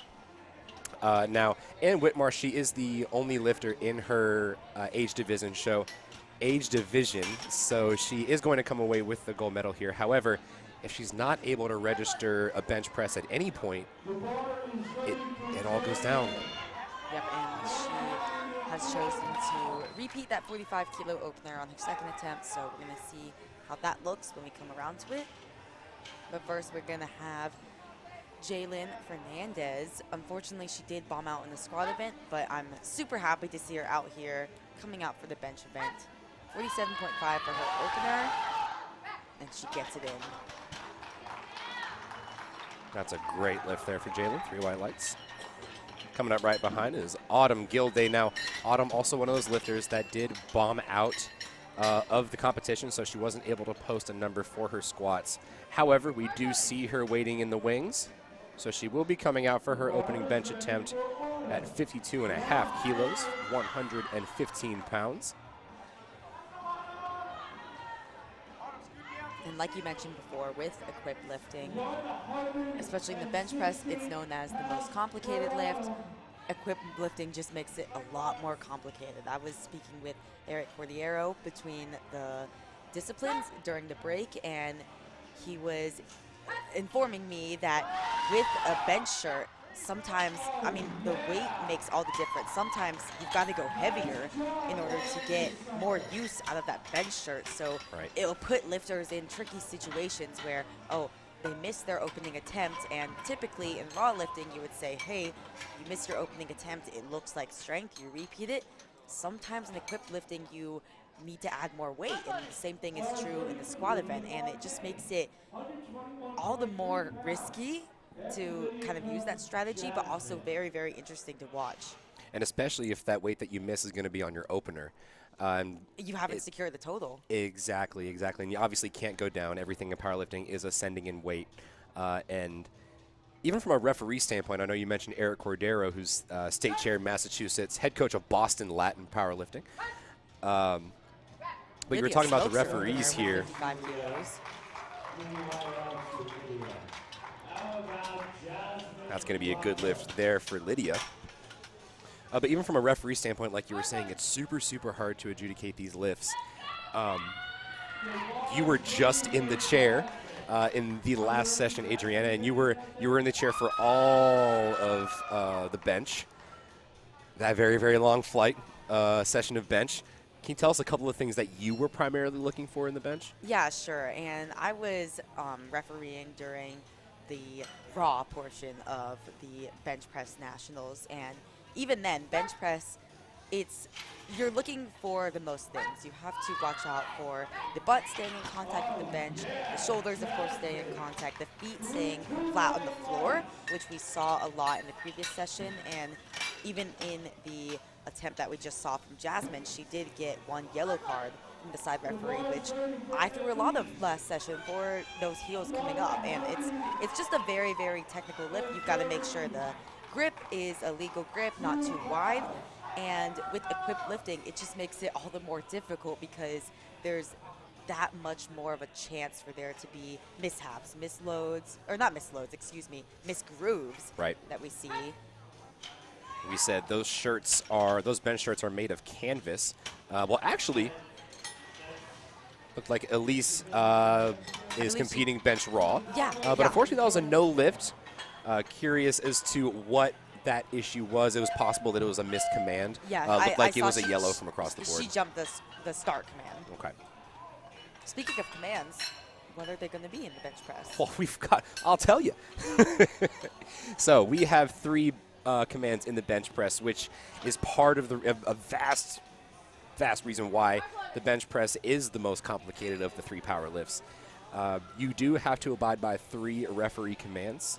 So you're going to start off with the start command, and you won't receive the start command from that head referee until the bar is out of the rack. Your 3 points of contact are made, so with your feet on the floor and then your hips and shoulders with the bench. And your arms are fully locked out, and then you'll receive that start command. You bring the bar down to the chest. You make sure that it does make contact with the chest. That is actually a red card. If you are watching our lights at the bottom here, and we do see that a lot more often with equipped powerlifting, like we were talking, getting down to your chest. It's a fight. It's a fight. With the bench shirt. And every now and then you get a lifter that just kind of hovers the bar over the chest there, or maybe even goes a little bit too low and touches the belt. Both of those would be no lifts here. Sally Green never got to worry about it. So we saw that as soon as Sally brought that bar to her chest, it was completely motionless. It wasn't bobbing, bouncing, nothing like that. And then once the referee sees that the bar is completely motionless on the chest, you'll receive the press command, where you obviously press the weight off of your chest, bringing the arms to full lockout, still maintaining full points of contact, not breaking those points at any point within the bench motion. And then once the referee sees you are fully locked out, points of contact are maintained, you get the rack command. Vanina Brown coming up 75 kilos for her opener, 165 pounds. Vanina is in the equipped Masters 1 60 kilo division today. Very controlled descent. Fast off the chest, and then have to put a bit of work towards the top. And that is going to happen in equipped lifting with the bench shirt, because with the nature of the shirt, you've got a lot more stretch reflex at the bottom portion of that ascent, and then towards the top, more of that work is coming from, you know, your own body. The bench shirt isn't going to be helping out as much towards the top. So right. You will oftentimes see lifters with those heavy attempts sometimes fail it towards the top of the lift, where you wouldn't see that in their raw lifting, but in the equipped, that bench shirt is just not going to help as much towards the top. Here's Victoria. Went 3 for 3 across her squat attempts. We'll see if she can continue. She's representing Blue Mountain Christian. Oh, wow. Great start for her. She's got a lot of momentum behind her, like you said, going 3 for 3 in the squats, and she was excited, super excited with that squat PR, and opening up with 77.5 was a success for her. That's right, and again, one of those lifters with a very definitive stopped motion on the chest there. And one thing, Adrian and I are both coaches, and one thing we try to tell our lifters is, you know, when we're coaching the bench press and we get questions on, well, how fast should I bring the bar to my chest? Do I bring it down slow to control it, or do I bring it down fast to conserve energy? There's no right answer, except there is. It's you bring it down as fast as you can control it, right? If you're able to allow the bar to drop super fast, but you can control it at the chest and create that dead stop without sacrificing technique, do it. Other folks, for example, Mia here, is a lot more comfortable with the slow tempo, making sure she has that control. Again, lifter preference, very individual. There's definitely more ways to skin these cats. And in equipped lifting, in the bench press event, you are going to see more oftentimes that slow descent, just because sometimes you'll see lifters bring it down a little too fast or just bring it down in the wrong way, and they'll run into a big misgroove. They won't even be able to press it off the chest. And that's kind of similar to the squat event where we saw lifters have that very, very slow, controlled descent. It's similar in the bench press.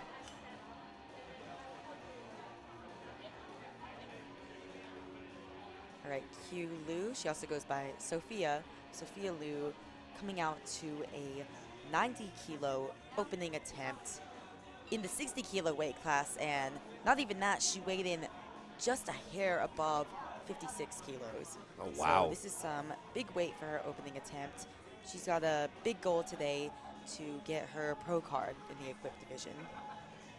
That'd be a great pro card to bring home to Georgia. She's representing Georgia Tech Barbell Club, one of the primary teams in Georgia powerlifting.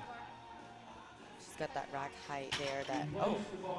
And one thing that we're looking at here, folks, she's got that super, super max grip, right? So the index finger is going to be on the smooth.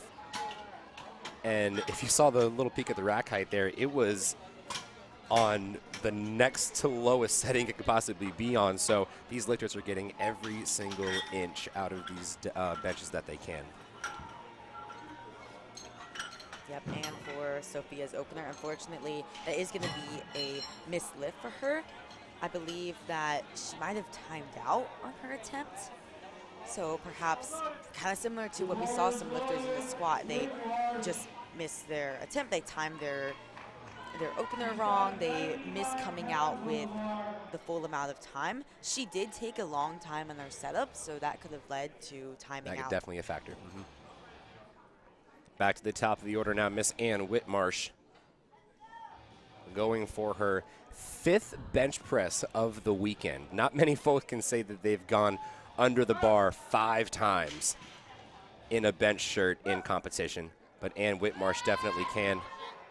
Oh my gosh, and this is really scary for Ann. I mean, she could be tired from the bench presses that she did, like you said, at bench nationals in the equipped division that she just competed in last night. And unfortunately, on her first 2 attempts, it looked like strength. And it was, again, with the bench shirt, it came off fast off the chest. Once she got to that sticking point towards the top, she hasn't been able to fight through it today. Because if you're looking at that shirt there, the shirt stops just above the elbow there. And so basically everything past that point is all muscle, all triceps. It does, if it went past the elbow, it would be a little bit different. But that transition from being able to use the suit to find strength in a raw sense at the end motions of that, like Jalen does for this attempt, is super crucial to your success, and is for Jalen. It's going to be 3 white lights. So good lift for her. Unfortunately, she did not post a squat, but we're going to see her keep the train rolling with bench press here. Likely another 2.5 kilo increase. And that situation is very sad for these lifters, but I'm glad her and also Autumn are coming out to bench and deadlift. You could still walk away with the win on the day. Even if you're not able to post up a total, you could walk away 3 for 3 in bench, 3 for 3 in deadlift, maybe even walk away with a PR in either of those 2. And you're still being judged. You're still getting good experience being judged by these higher level referees on this big platform of equipped nationals.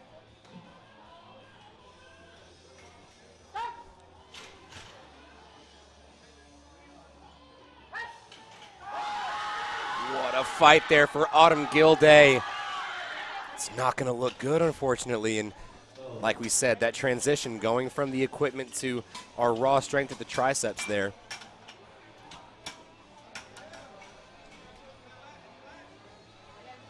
Coming up next, Miss Jasmine Rucker. Looking to go 5 for 5.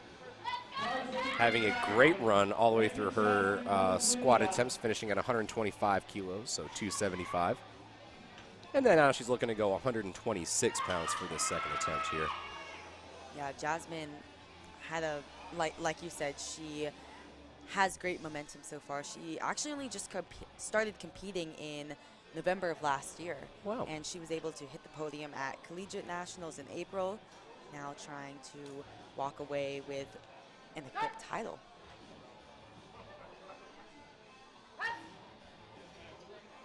What a bench there, Jasmine Rucker.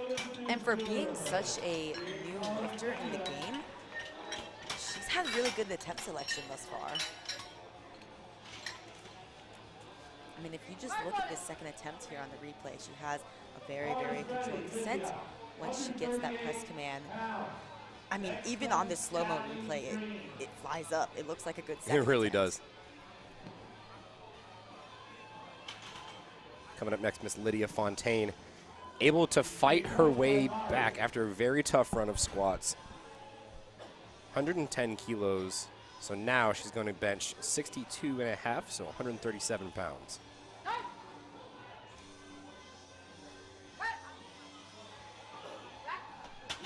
That was clean. We had a little bit of a bobble there at the chest, but she did not get that press command until it completely stopped. So good control there by Lydia Fontaine. Let's watch it again. See the bounce right here. Yep.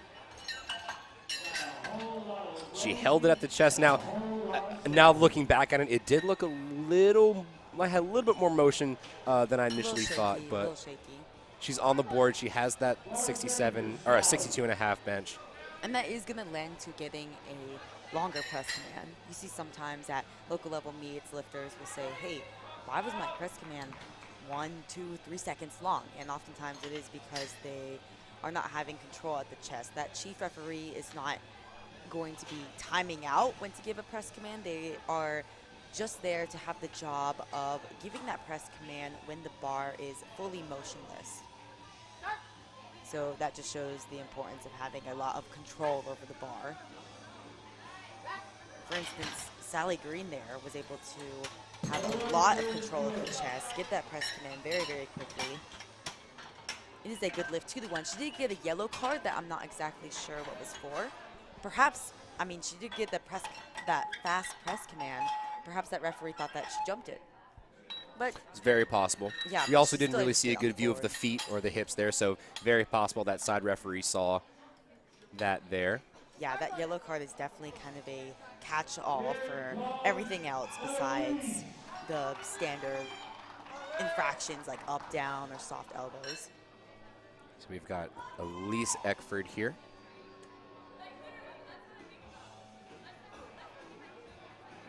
Elise Eckford here, she missed that opening attempt at 60 and then moves on to 80 kilos, which, like you were saying, adding on that much more weight, 20 kilos after missing that attempt, you almost need it to get full use out of that bench press shirt.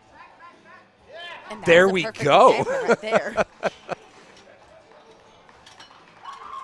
Wow, look at that attempt there. 3 wide lights. On the board.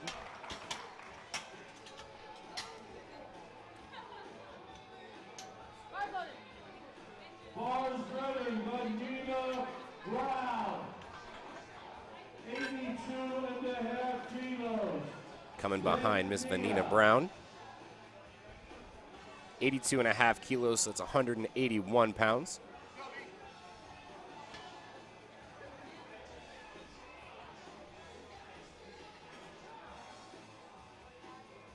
Vanina is in our equipped Masters 1 division, so that means that she is between the ages of 40 and 49 years old.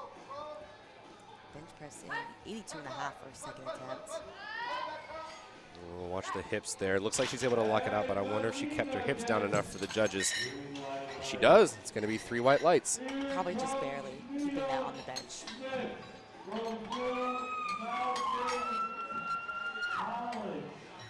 Up next is Miss Mia Smith. In a battle against her fellow collegiate lifter, Victoria DeRost. Mia trying to add 5 kilos here, and Victoria is going to come out right after, also trying to add 5 kilos to their total. They are just super, super tight, and when you're in a tight battle like this, I mean, they're in a fight for an Open National Championship, and every single attempt is going to account. Sometimes a battle unfolds, and one missed lift can make all the difference. So Mia did miss her third squat, didn't leave too many kilos on the table there. I mean, the other jump could have been 2.5 kilos. So again, you're not truly missing out on much. And you got to keep your head in the game. If you miss early on in one of these battles, your competitor could also miss later on. They could fumble the bag. You just said two very awesome euphemisms back to back, and I'm very proud of that. Mia Smith. It's going to be a good lift there. 3 white lights.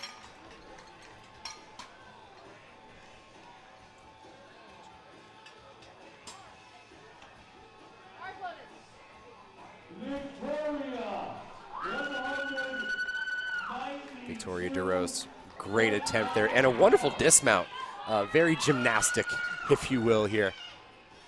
Oh, sorry, that was Mia. Now here's Victoria DeRose, 87.5 kilos. And Victoria has made great progress. This would already be a 7.5 kilo PR for her. And she did take a relatively big jump. She jumped 10 kilos from her opening attempt. So interested to see how this moves.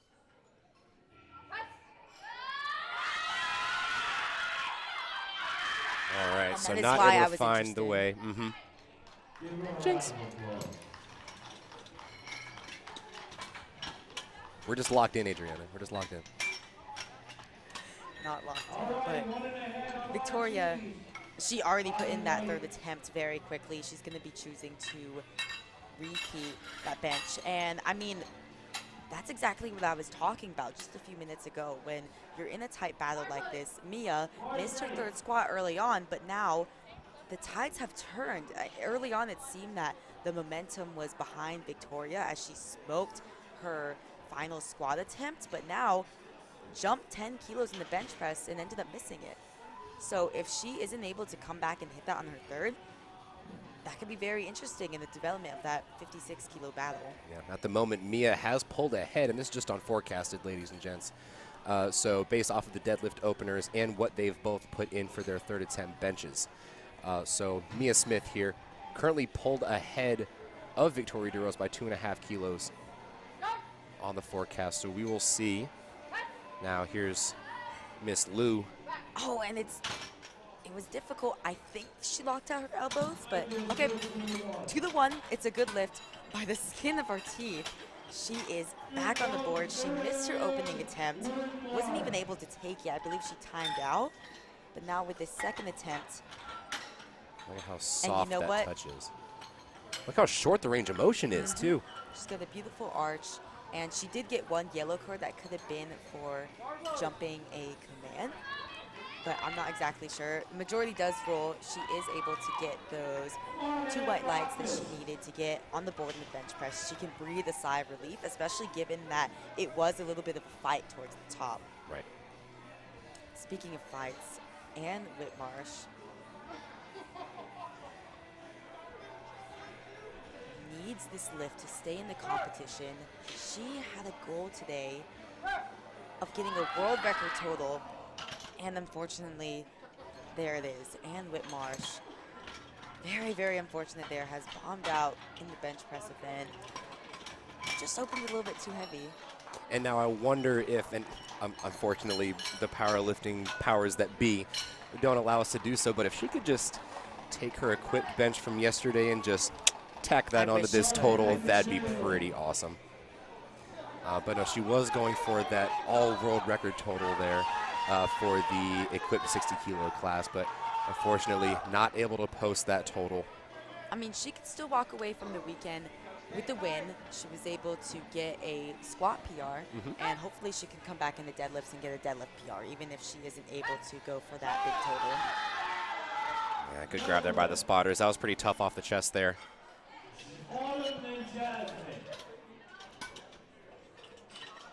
And Whitmarsh as well. She could still come away from this weekend technically saying that she has done all 3 of the lifts in a meet. She's done all of her benches yesterday. If she went 3 for 3 on squats today. It's very possible she's still feeling fresh for deads. So who knows? Autumn coming out all smiles, even coming out before the platform's ready. Even though she was not able to get a squat in, I really like her coming out for bench, still having fun. That's what this is all about. Even if she's not able to post a total, she's coming out all smiles. She knows that she's got this in the bag. Let's see it.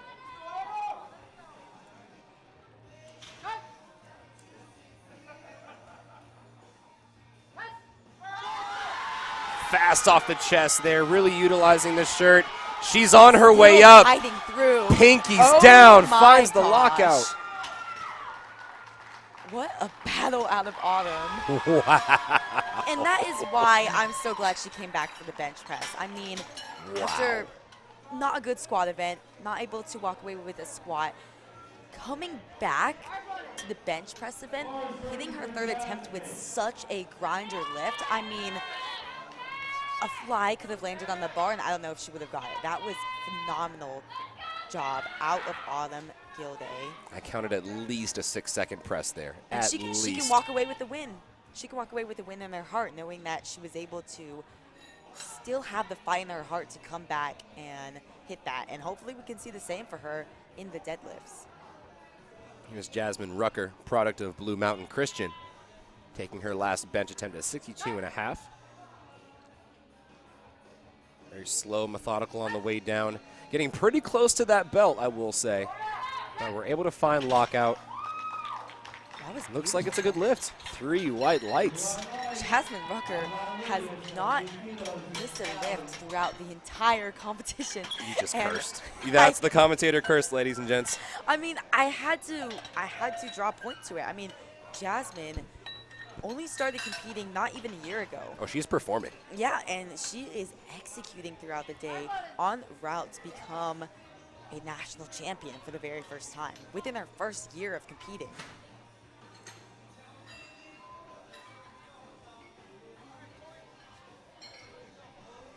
Coming up next, Miss Lydia Fontaine. Again, Lydia was our comeback kid. She was able to fight back for that 242 squat. So now, looking for a clean run on bench press. 70 kilos are on the bar now. 154 pounds. What a fight this is. Oh my gosh. What a fight this is. Oh, head referee gives the command to stop. And had she not, I feel like she would have kept going. She would have definitely kept going. It was still, she did have downward motion sort of at the beginning, right there. Right there, right Yep. there. Yeah, and it happened Right quite a there. few times. So that is where that chief referee said, hey, stop the lift. Don't use up all your energy on this attempt. That's not going to count anyways. Coming up next, Miss Sally Green, 165 kilos. Or 165 pounds, excuse me, 75. Did I say that again? 165 pounds, 75 kilos. Sally Green, then Victoria. Come on, Sally.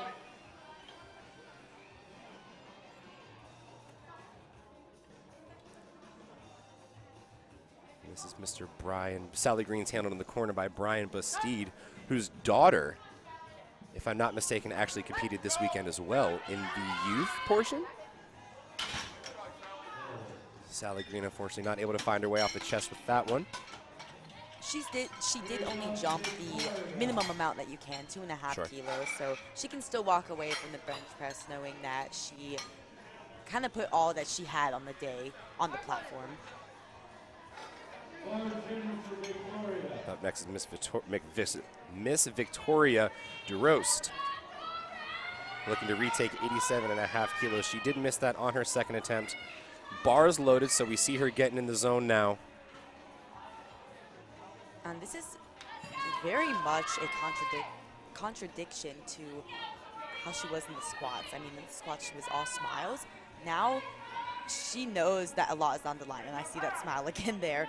But, I mean, missing that second attempt, you could see the stakes just raised even higher. You could see in the wings. The intensity building. Yes, exactly. Before coming out to this attempt, she really had to lock in, really had to focus, and let's see how she handles it. 87.5. Come on, Victoria. Oh, it's not good going to catch go. from the spotters there. Ooh, very, very close grab there by the spotters and loaders. Looked like it might have clipped her neck just a little bit.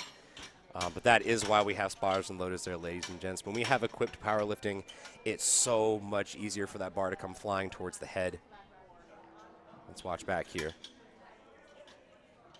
Super, super close. I think it very did clip close her grab neck. She there. kinda grabs it after.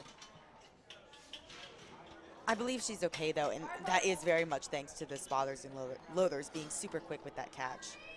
And not for nothing, as fun as we try to make powerlifting to be, and I mean, it is super fun, but as awesome as we try to make powerlifting to be, it's dangerous at times. It can be very, very dangerous. A lot of our powerlifters, especially, we got the fan cam there. A lot of our powerlifters, especially our equipped lifters, are dealing with weights that, like we said earlier, under normal circumstances, they probably wouldn't be able to lift as efficiently, and there's inherent danger in that. And so our lifters are essentially battling against their own bodies and battling against the suit. Now Elise Eckford jumping up 7.5 kilos. If we're taking a look at the forecasted total, she opened up very, very light, 60 kilos, missed it, went up 20 kilos anyways, and that added a big jump to her total, and she even adds 7.5 kilos there with that final attempt. And looked like the handler was a little surprised with that as well. yeah, and we're kind of looking at a bit of a battle begin to unfold in that 60 kilo division between Elise and Q, or Sophia Liu. I mean, that is why forecasted totals, you cannot completely go off of them at the beginning of the competition. If you were to look at Elise's forecasted total at the beginning, you would say, hey, she's behind, she's opening up with the 60 kilo bench press. All of a sudden, she makes up a lot more ground by jumping 20 kilos and then 7.5 kilos after that. And with Q having to repeat her opener, it kind of puts them a little bit tighter in that race. Oh my gosh, what a fight here. Get that from left Brown. arm or right arm. It's not going to go. It's going to be a no lift there. And like you were saying, yeah, that split between Elise Eckford and Sophia, that's only 5 kilos. Sophie's sitting at 397.5 kilos on the forecasted. Elise sitting 392.5 on the forecasted. And goes to show, like we were talking about earlier, missed lifts early on can definitely play a factor into how these totals and how these attempts start to shake out as we get into the later benches, and especially once we start to see more solidified placing as the deadlifts start rolling around. Yep, and I mean, speaking of missed lifts, Mia Smith hasn't missed a bench press yet, trying to add 7.5 kilos here. If you remember, just a few lifters ago, her opponent, Victoria, missed her final 2 benches at 87.5, so that kind of put her a little bit behind, and now Mia is trying to gain a little bit of a lead here by adding 7.5 kilos. Big bench press here, 92.5, over 200 pounds. I think I saw a little bit of up and downward motion there.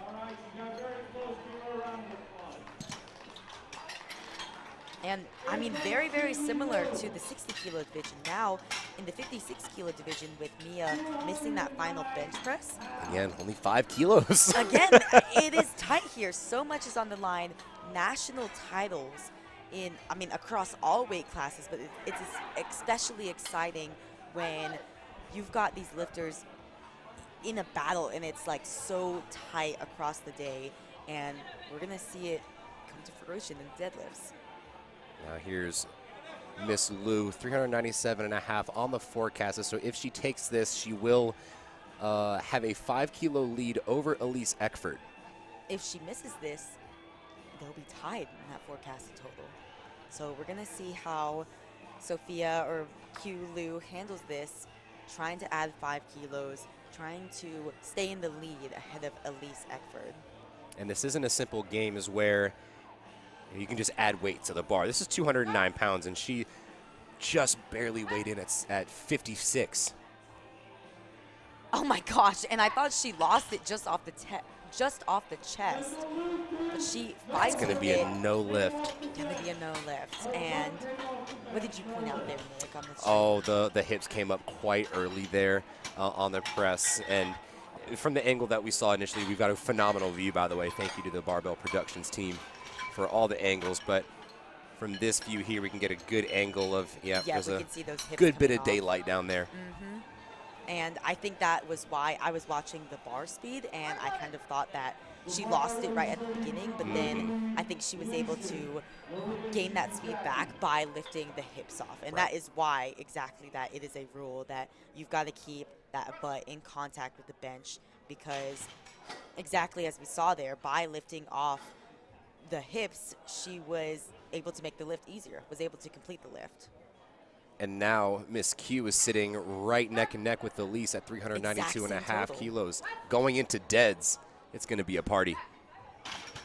Now on to our second flight here. Kaylee Gleason's going to take us to flight B. 57.5 kilos, goes down nice and easy.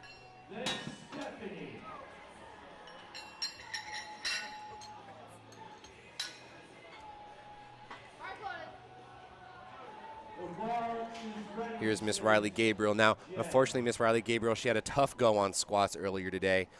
Very close stance, not able to find the right point of depth there for her squats, so she's not able to register a total for this meet. However, really awesome to see her come back for the bench press. 62.5 kilos, 137 pounds. You gotta think of this too, folks. Riley Gabriel is competing with masters lifters, open lifters, folks that have been doing this for years, some even decades, and to be able to come in as a teen one lifter, ladies and gents, not even shy of her Sweet 16 yet, already on the national level stage hanging with the big dogs. Great shout out for Riley there, and a phenomenal bench press to get her on the board. Up next is Miss Stephanie Sabriel. She only got her opener attempt at 185, so that was 407. And if you're looking, folks, as she got a solid trap slap there by Tim Anderson, she probably felt it a little bit more, and that's because she's not wearing a bench shirt there. She doesn't have that extra support. So she is another one of our lifters that has elected to sign up for the equipped division, and she did in fact squat with a suit and wraps. However, she is going to be bench pressing raw. And oftentimes, especially if a lifter is very technical in their bench press, like we see with Stephanie, it's a lot easier to get into those positions without a shirt. Or without a bench shirt, excuse me. So here's Stephanie. Very, very clean there. Like I was saying, as much as the shirt does help, and it does allow you to put more weight on the bar, it's not a full assist. And not only that, but it is constricting, obviously in range of motion, but it does require a little bit more effort to get into that super high arch, super technical position. So Stephanie Sabriel looking to continue a solid run of raw bench press. Up now is Mr. Israel Perez. Again, unfortunately, Mr. Israel did not register a total, having missed all 3 of his squat attempts. But we will be taking 87.5 kilos, 192 pounds. And again, Israel Perez is hanging with the big dogs. He's one of our teen 2 lifters, so between the ages of 16 and 17.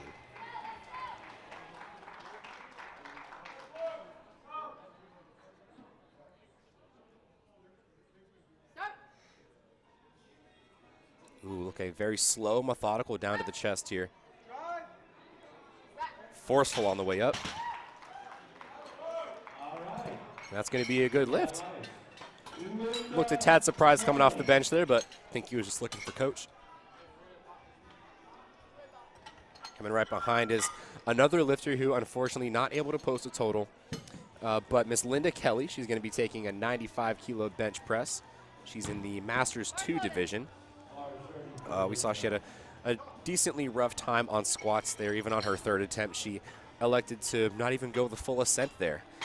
So let's hope that the conserved energy there can transfer over to the bench press and obviously later to the deadlift.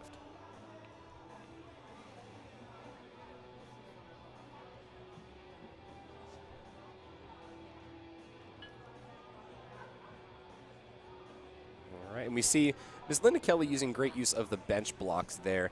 For those of you watching, the powerlifters do have the option to have wooden blocks placed under their feet at varying heights. We do have a 5-inch block and a 10-inch block. That's to allow our lifters that may not be as tall or may not be able to get full contact with the bench or with the floor as is. It just allows a more equitable playing field for our lifters. Linda Kelly, slow, methodical to the chest. She finds lockout, but I guarantee there's going to be some up and downward motion there.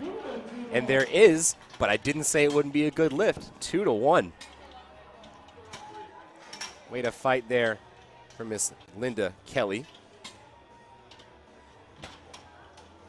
And again, we did see that blue card, so up and downward motion. We saw that from the head referee, which was the same angle that we saw. However, we do have 2 side referees that are getting a completely different view than we are, and even more so, they have to take into account the tilt of the bar. Like you said, the bar can tilt, but it cannot go down. So from their perspectives, the bar simply tilted, did not go back down.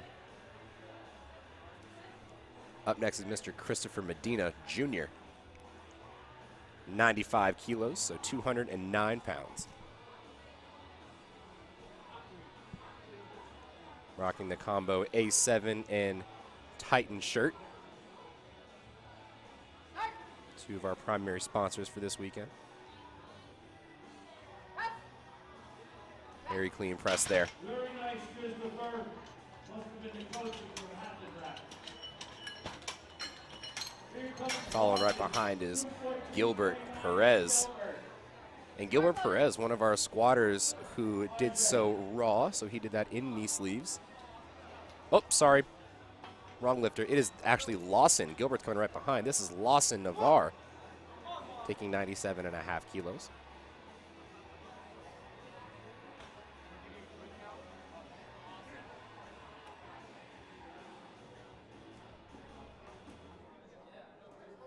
You see Lawson getting set up under the bar now.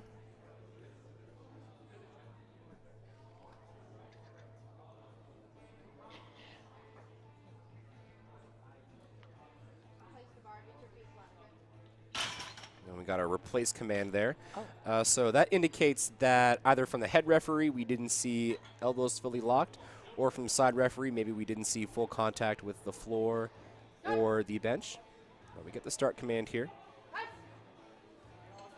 Okay, still moves it fairly well, Very well. despite having to have that replace command.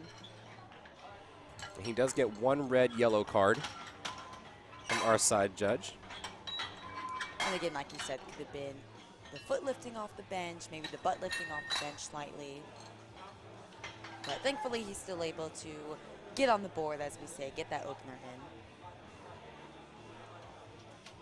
in. All right, now here is Mr. Gilbert Perez. So it looks like he's not wearing a shirt either. So 2 out of the 3 lifts. Looks like he's going to be doing raw. And deadlift suits aren't, they're common, but they're not often or all the time used, especially when equipped powerlifting. And so we may not see him put on some assistive equipment today. We might see him compete fully raw, which being able to hang with some of these guys completely raw as a, or in the equipped class is very, very impressive.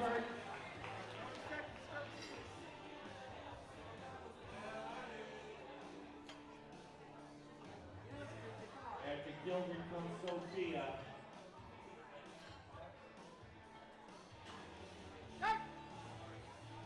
Slow, methodical on the way down. Gilbert Perez, I 3 held my white breath. lights. Nope, 2 red lights. Oh!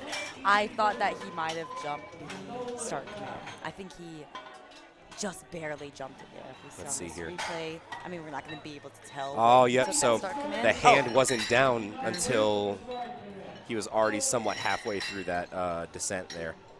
Yeah, and that chief referee does have certain hand motions that they're going to do when they give those commands. So when they give the start command, you're going to see a downward motion of the hand.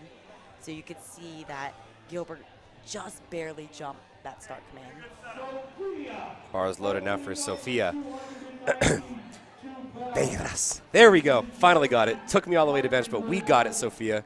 Here we go. 132.5 kilos, 292 pounds. Defending national champion, opening up with nearly 300 pounds here. Let's see how it moves for her. Coach Jeremy looking on intently. I mean, Super easy. she is just so in sound with the technique of the equipment that it almost looks like a raw bench. And that is, It really does. yeah, and that is very, very difficult to do given the nature of the equipment of the bench shirt. And we've said it a couple times now, but that really does come with experience. I mean, Sophia's been competing since she was in college, and she is now an open lifter, almost 10 years of powerlifting under her belt. And, I mean, practice makes perfect. And quite literally, the consistency shows. I mean, speaking of experience, CJ Shuford has won Equipped Nationals before, has been competing since 2016. So kind of another veteran in the game, even though he's still in college. And he's out there hanging with the open division, and that opener for him looked very, very easy. 135 kilos for CJ's opening attempt.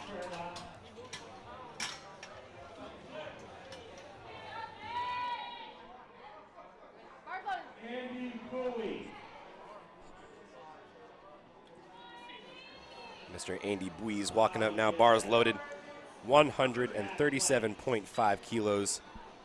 He had an excellent run of deadlifts, of squat earlier on. Made a sizable jump from 237 to 250. He stood it up, was not able to get to full depth. So we'll see how he does with bench press today. 303 pounds. Oh my Oh gosh. my God. Oh! Oh.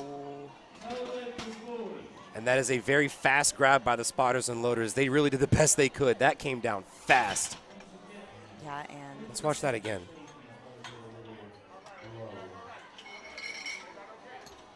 let's take a look at this replay here. I mean, I was about to note that you could see in his face, he's literally fighting against the bench shirt to pull the weight down, and you could see it in his shoulders there. The bench shirt kind of rolled his shoulders forward, so that led to a big misgroove there, having the weight literally fly towards his neck, towards his face, and thankfully no accidents happened.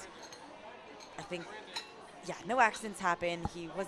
It didn't hurt his neck or anything. He is going to retake the attempt, it seems. Like And we that can said, happen folks, in equipped. It's Just a bit of a mistake there. It's a completely different ball game. Bars loaded for Cordarius. Our superstar opening up with 150 kilos, just 5 kilos under his best bench that he set at Collegiate Nationals just a few months ago in April.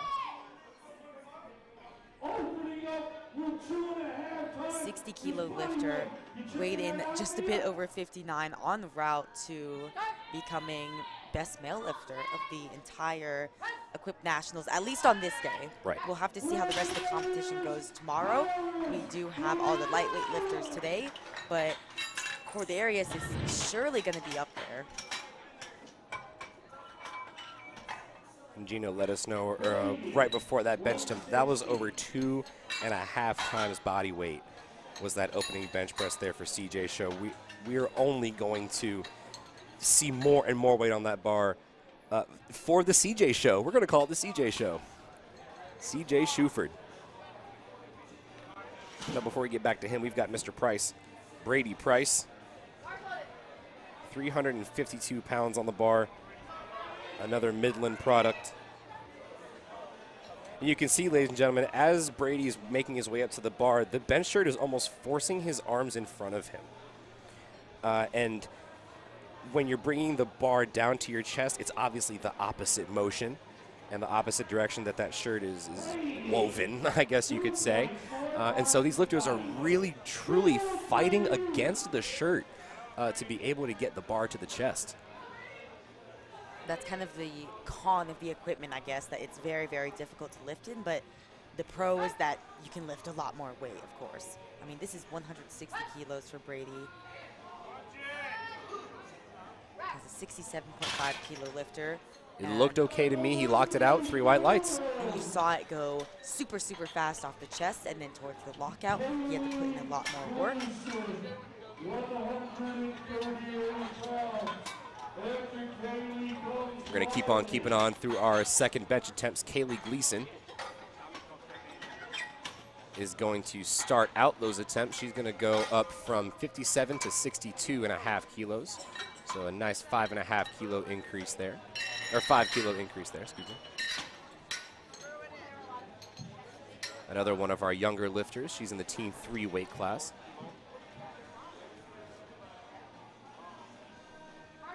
And that bar is loaded.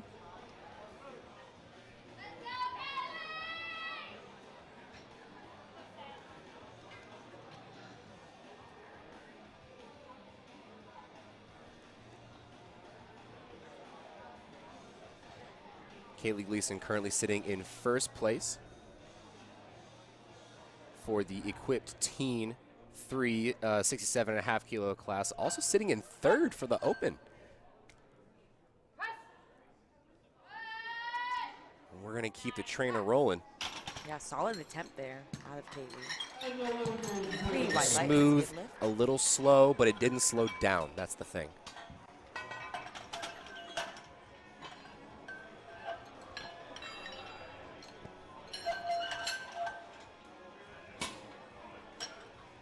All right, now here's Miss Riley Gabriel. Had a great opening bench press attempt at 62. So again, we're going to go up 5 kilos to 67, 148 pounds.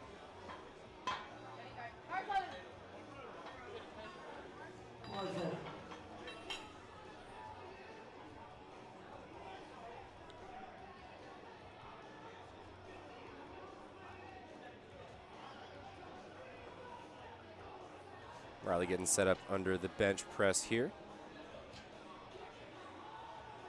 And one thing I remember you mentioned yesterday, a lot of lifters, especially when they're doing equipped bench, are going to opt to wear a belt. And while that may or may not have some sort of performance advantage or perceived performance advantage with bracing, positioning, whatever, a lot of equipped powerlifters use it to keep the shirt in place. Exactly, yeah. I mean, it's so finicky with this equipment. You've got to have everything in the right place. Otherwise, you're going to run into missed grooves, and that's going to lead to, of course, failed attempts.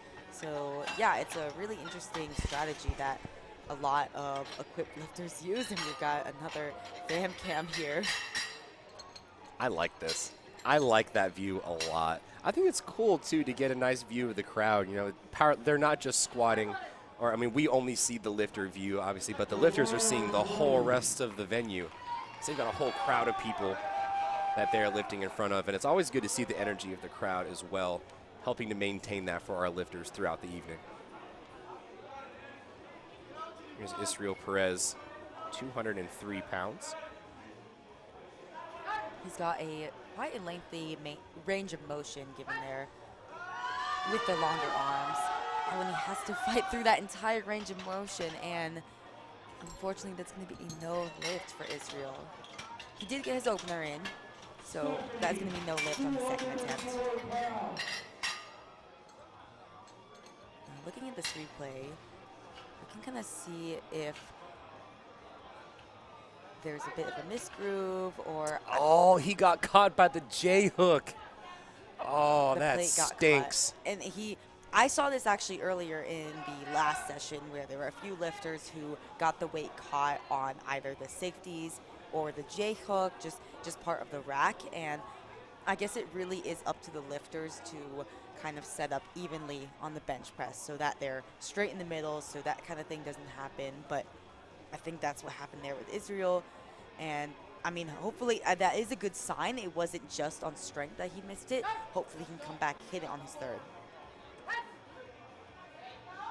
That was a good attempt super there by fast Stephanie. attempt from Stephanie. And she jumped up nearly 30 kilos from her opening attempt and still made it fly. And Stephanie, now if you remember, Stephanie opened at 65 kilos because she did it raw.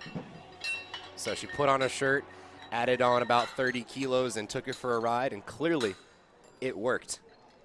Yeah, it's a method we've seen quite a few times. And again, it kind of ensures that these lifters get at least one lift in each discipline, so they're going to secure the total for the day. Here's Miss Linda Kelly.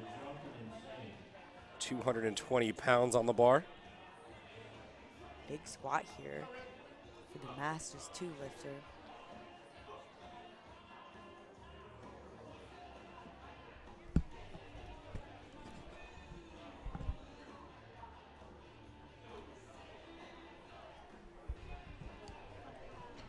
Very solid brace as she gets that lift off there. Linda Kelly 20 seconds on the bar, or on the clock here.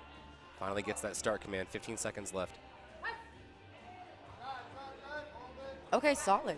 I almost thought she Very lost solid. it at the chest, but it was, she got it all the way through. She did get a little bit of a delayed start command there. That could have been for her foot still being a little bit in the air, or maybe she was still getting set up with her position. She likes to take her time with that setup. Maybe her butt was still in the air and then had to come down for the referees to indicate that it was a good starting position.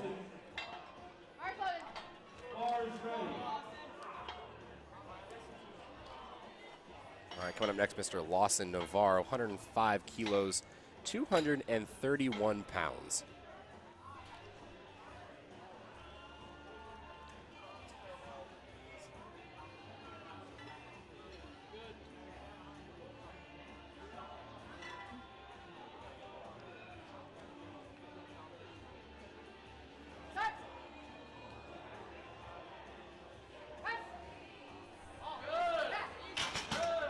Great attempt there. That moved pretty well for Lawson.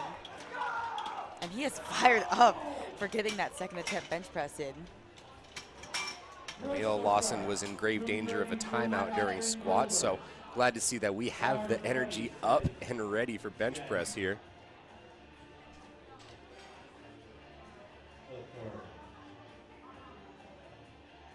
Yeah, super, Very super fast fast off the chest. Yep. And look at that reaction out of him. You normally don't see the kind of reaction for a second attempt, so I wonder if that was a milestone lift for him. Yeah, it could. It definitely could have been a PR, and I'm just excited to see how he looks on his third attempt. Here's Christopher Medina.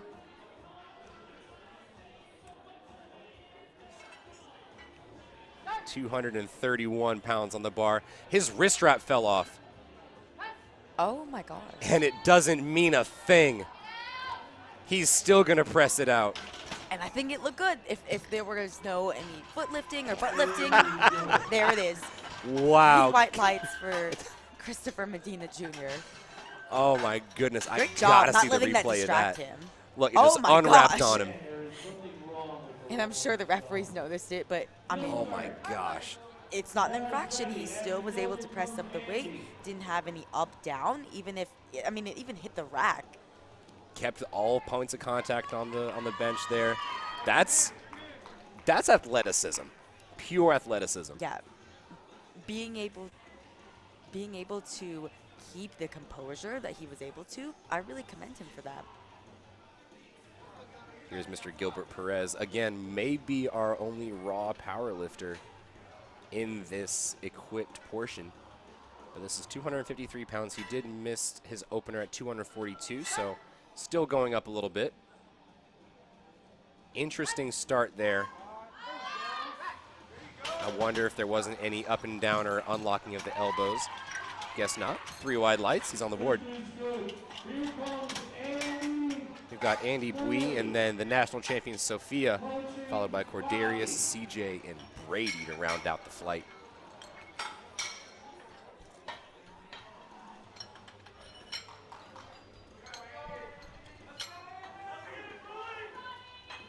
Andy looking to retake that 137.5. And now Andy Bui, unfortunately, was the one who misgrooved it quite severely there. And the bar actually did get him on the head just a little bit there. So hopefully with this one, we're able to find the groove that we need. And we're able to maintain that with this 303-pound bench.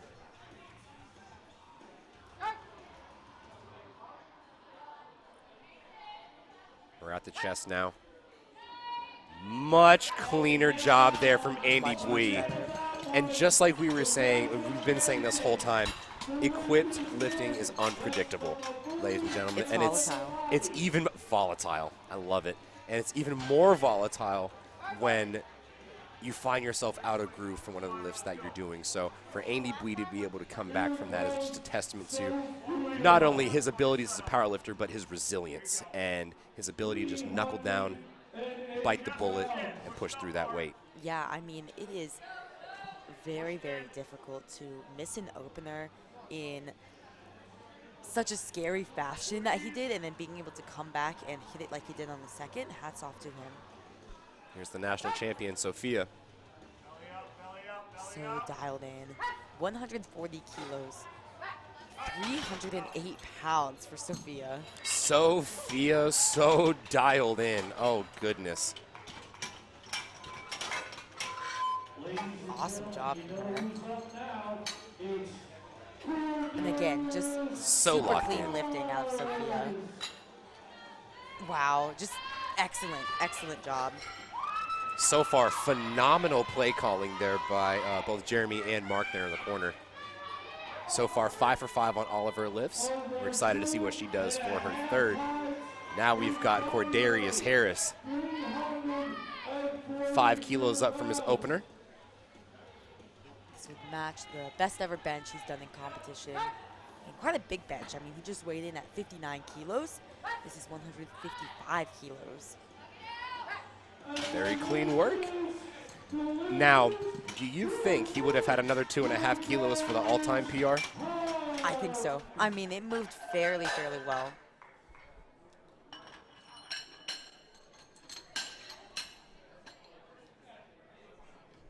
Coming right behind there is Mr. C.J. Shuford, and then Brady Price before we head to the final bench presses of the day. Now, between CJ and Brady, it seemed like it was going to be a bit of a fight between them in that 67.5 open and junior division. But taking a look at CJ's second attempt, he jumped up 32.5 kilos from his I opener. wonder if that low opener was on purpose It might as a have been a strategy. placeholder opener to kind of set up that story. But now we're seeing the true capability of CJ Shuford now with this second attempt bench. And It's it might going to have give him even a massive lead. And it might have even been just for him to secure a total, you know, make sure he's not going to bomb out. As the returning national champion. Wow. Looks like that was the strategy exactly, ladies and gents. He had a low opener to begin with to get on the board, and just like Adriana and I were saying, at the time it looked like it might have been a decent battle, but CJ with that last attempt, even though Brady Price is coming behind and attempting the same weight, he's kind of running away with it, and that lead did come on squat, so we will see what happens as we get down to the deadlifts. Currently, CJ is also projected ahead on deadlifts by almost 20 kilos. So this is an uphill battle for Brady Price. And they are both 1 and 2 in both the open and the junior divisions in the 67.5 weight class. Both coming out of Midland. I believe that CJ is actually an alum of Midland, while Brady is still there. He's only 21, 22 years old and able to hang with CJ still. 167.5 for his second attempt. 369 pounds. Wow. Great.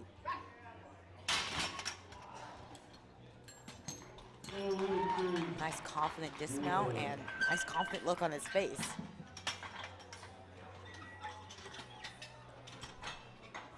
Ladies and gentlemen, that's going to be our last bench press here. Slow, methodical, shoe game on point here. And we do see the spotters taking, putting a lot of their weight on those wooden blocks. Wood on carpet, if you've never experienced it, is pretty slippery. And a lot of our lifters are getting that very nice leg drive where they're driving back into their shoulders and their feet might slip. So we got to have the spotters there to make sure the boxes don't slip. That way everyone has a stable base to be able to get that bar off the chest. We are now at the top of our bench press action, and we are on our last round of lifts, or round of bench press. After we go back down to Brady Price, we're going to take a 10-minute break before we get transitioned into deadlifts. But before we do that, let's not get too ahead of ourselves. Kaylee Gleason, Team 3 lifter, opening with 143 pounds. Can she keep the pinkies down? Can she finish the lockout? Slow, methodical, patient, consistent. Awesome fight there. 3 white lights. Phenomenal. Kaylee maintains a solid run across bench and or across squat and bench. You want to talk about you want to talk to any of your athletes, for those of you coaches or anybody that works with powerlifters at home. what consistency is and what discipline and patience look like in the face of adversity there. Look no further than Kaylee Gleason, ladies and gentlemen. One of the best grinds we've seen. Tech did not falter, not one bit. Yeah, We can't wait to see what she does for pulls. Even though it was a grind, sometimes you'll see lifters having to fight with that weight, and then the lift becomes a little bit more sketchy, a little bit less clean. But for Kaylee, that was a super clean attempt. Riley's going to retake 67.5 here. Unfortunately, not going to be able to make that move there. Good grab there by the spotters and loaders. It started to come down pretty fast. Riley Gabriel, unfortunately, only coming away with that opening bench press. We're going to go next to Mr. Israel Perez, who's kind of looking at the same sort of situation here. He's going to be retaking 92.5. And again, he was not able to post, neither he nor Riley were able to post a squat. And so neither of them are, unfortunately, in the running for any sort of placings. But we do hope to obviously get as many positive or made lifts as we can throughout the meet. So we're really hoping he gets this 92.5 kilo bench here. Handler looking on intently. And Israel's rocking the Super Katana bench press shirt by Titan. Wow. Bag for him. Awesome job there from Israel Perez. Talk about the comeback. I mean, not being able to get a squat in. You get your opener bench, you miss it on your second, and then having it move that smoothly on your third. I mean, he had to put in work, but it was a great attempt for him. Exactly, and I mean, he's not really having the best day Israel is, and I mean, that just goes to show how well he's able to stand on business, truly. I mean, to be able to come back from that 92.5, the resilience in and of itself, and that second attempt was on strength. That's what powerlifting does. It really builds does. That mental and physical resilience.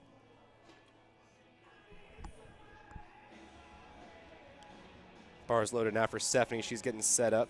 Like we said, she did take her opening attempt raw, but now she slapped on another Titan Super Katana shirt. Shout out one of our primary sponsors. Yeah, 92.5. It Absolutely was a very, flew. very smooth attempt. Oh, having a little bit of a communication with the handoff. Yeah, and I mean, we saw she was, I mean, having a talk with the handoff, and I think she's just going to time this out. Yep. And now I wonder, so in that situation where there's effect that the spotters have on the lift there, see, she was working on that handout for a while. Looks like he brought it a little bit too far. Watch the bar immediately start to fall there. Looked like he brought it out unevenly, looked like it fell there. And in situations where, as I was saying, where the spotter does have an effect on a bad lift, there's the opportunity for a relift should the lifter ask for one. Now, in this situation, that relift would happen at the very, very end of the flight, so Stephanie would go again after Brady, but we've yet to see if that'll come up on the LiftingCast. We're going to keep a very sharp eye on that one. And again, a testament to how very technical and very precise bench pressing, especially equipped bench pressing, needs to be in all aspects of the lift, from the handoff to the descent press, the ascent, unrack, or re-rack, excuse me. All portions of this matter. Linda Kelly going to go 242 now. Looking for a clean run through bench press here.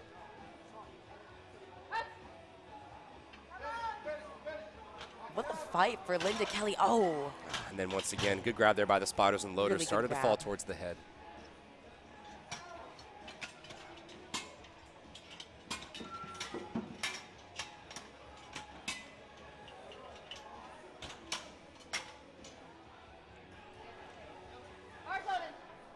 The bar is ready for Christopher Medina Jr. We've got Mr. Christopher Medina Jr. going to take his last attempt here. Like I said, 242, 110 kilos. Coaching by my captain back.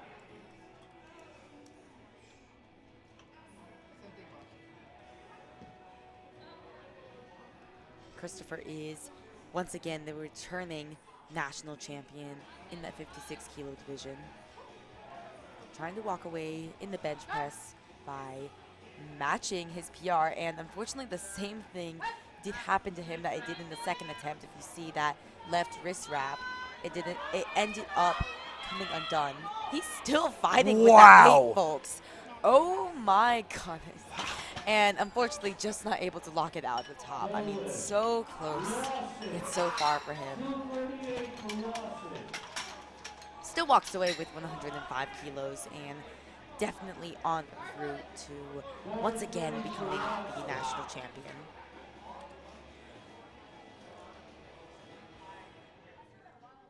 Come on, Nikki. Pump him up.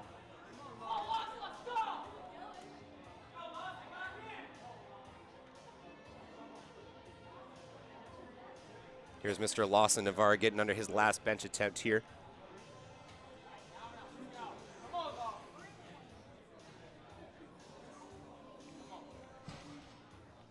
£248, 112.5 kilos for Lawson. Last bench press attempt here. Just a bit too much.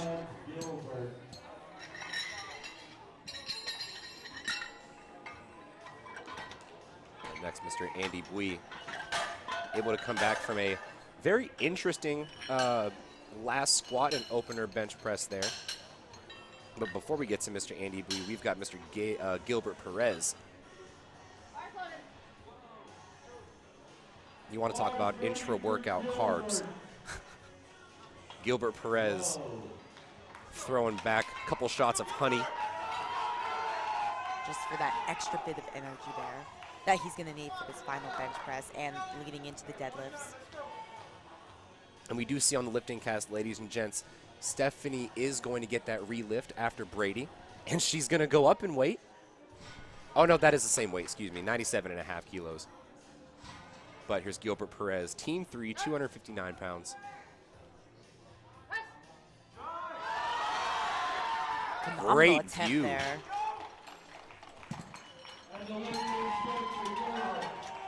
Oh, and he is fired up. After missing his opener, going up anyways, making up that ground that he needed, and then being able to end off by hitting his third attempt. Awesome job. All right, Andy Bui, 142.5 kilos.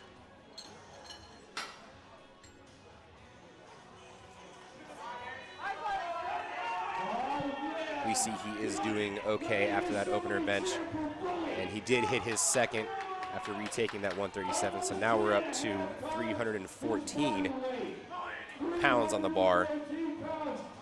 5 kilos increase from the second attempt. Handler looking on intently.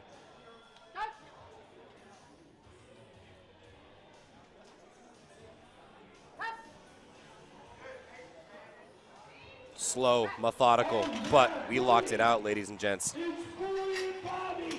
That is going to be a good lift. 3 white lights. And we're going to keep carrying on to the world, or the national champion, excuse me, Sofia Beiras. 147.5 kilos locked and loaded. She's got plenty of time yet, still has yet to get that bars loaded command. Now, Sophia just competed yesterday in the equipped bench only division, and she actually missed 145, and it was a super close call. She was able to get it up on strength, but it was very close. It could have gone either way. She got called on up and down motion. Now trying to add 2.5 kilos from what she just benched yesterday. I mean, what an athlete. And her second attempt moved pretty smooth. I want to see how she handles this 147.5.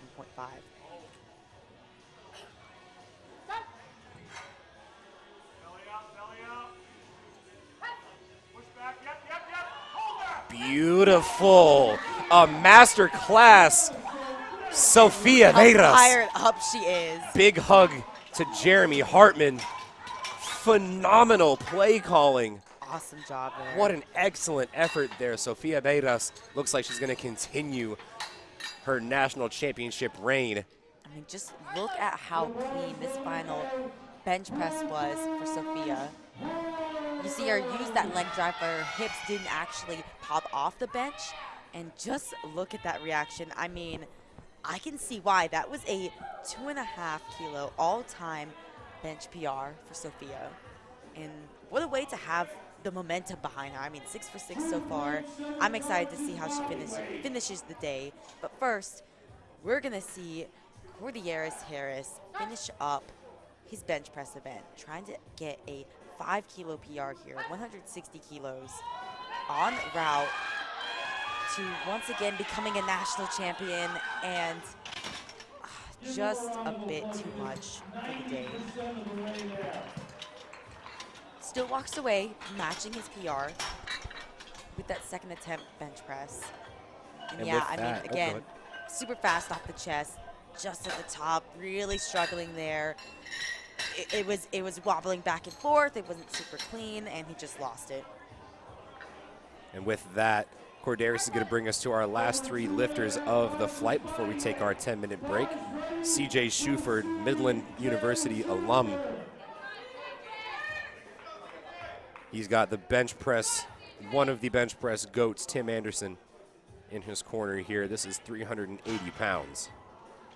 And you know what? I am actually not sure if he is an alum or if he is a current student there. But nonetheless, he's representing Midland well. 172.5 for his final attempt.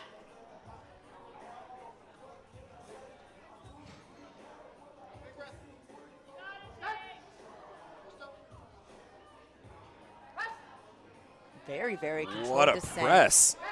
Motionless pause, like almost instantly as he touched his chest, it got motionless. And now we're seeing with each and every lift that CJ makes, he's just pulling away further and further from Brady. Yeah, and CJ, he's won collegiate nationals before. He just recently placed second at this year's collegiate nationals. And he actually also won the open division back in 2022.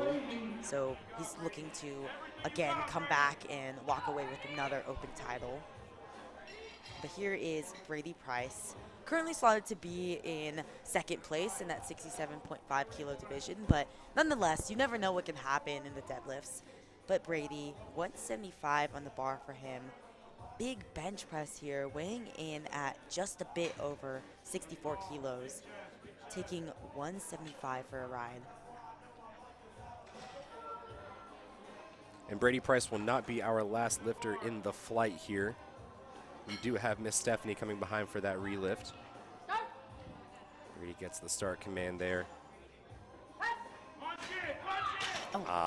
Again, excellent grab there by the spotters and loaders. All right, here comes the relift. Here comes the relift for Stephanie. Ladies and gentlemen, our last pest bencher. Bench presser, Miss Stephanie Sabriel. We can see on this replay here with Brady.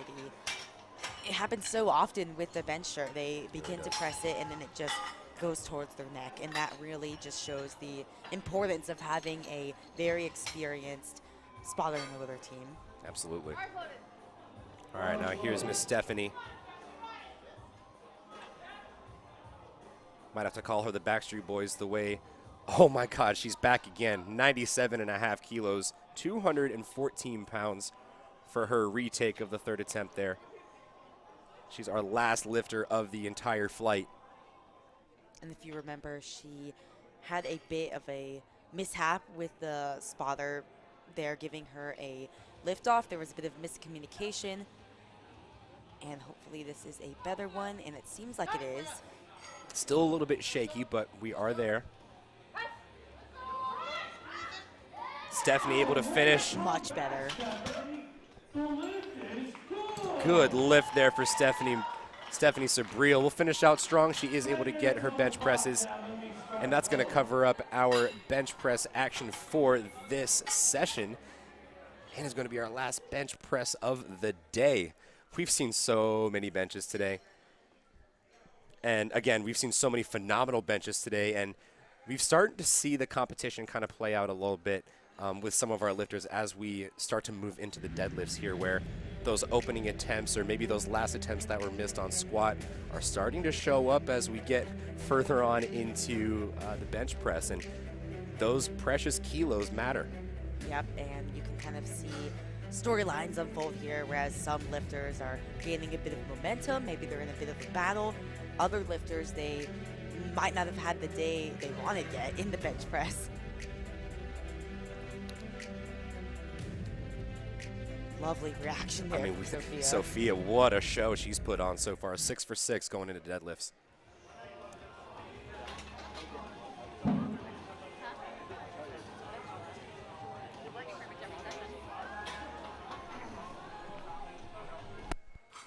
And we are going to take a 10-minute break. Before we get into the deadlifts, we've got to make sure that the platform is cleaned off and all that. And we did say this is the last session of the day. So after this, we will be done. But we do have all sorts of powerlifting action coming tomorrow morning, bright and early, 8 a.m.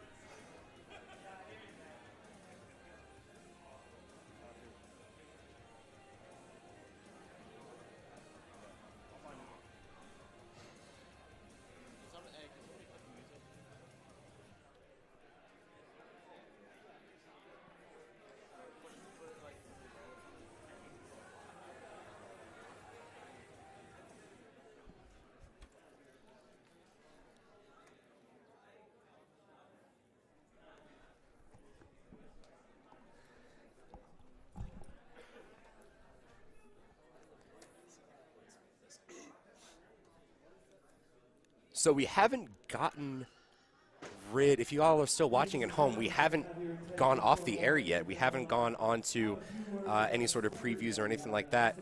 So that must mean there's something going on here. What's Gino saying here?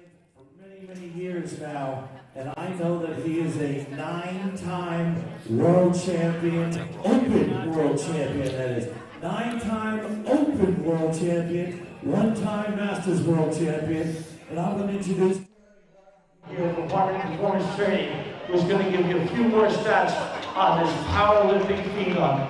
So ladies and gentlemen, I have your attention, and let's honor this guy after we hear a little bit about him. Jeremy, give Jeremy a round of applause. Thank you, Gino. All right, folks, I just want to announce we have a legend in the house today. This man is actually from Greenville, South Carolina. He was a 17-time USA Powerlifting National Champion. He has 10 IPF World Championships.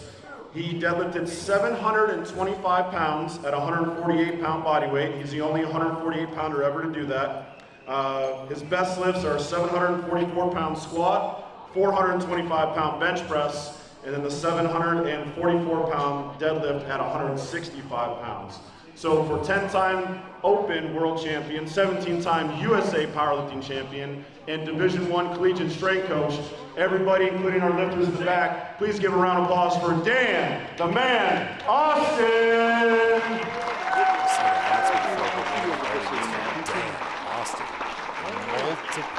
Multiple times. Well, Dan, we really appreciate it. I know you're at the University of South Carolina. You're instructing your teams, going through their strength conditioning programs. You made the trip all the way out here. I gave you a phone call. You said, hey, Jeremy, I'd love to come up, see this program, see what's going on with USA Powerlifting. You're a legend in the game. He's been competing. His first meet, we look back, was 1979, so he was beating Dave Ricks out there. But with his multiple titles, Division I Collegiate Strength Coach, we just want to have a few words from Dan, considering this is his hometown. He's here celebrating USA Powerlifting with us. So Dan, if you don't mind saying a few words. First of all, I want to say thanks, Jeremy. Hey, Dan, a little bit closer to your mouth. Okay, can you guys hear me? Okay, good. Jeremy, thank you. I appreciate the invite because I remember, I think it was Friday morning, I got a text from Germany, and I'm just looking. I said, I don't know this guy. Who is it? And I said, I'll text him back later. And I didn't read your text either.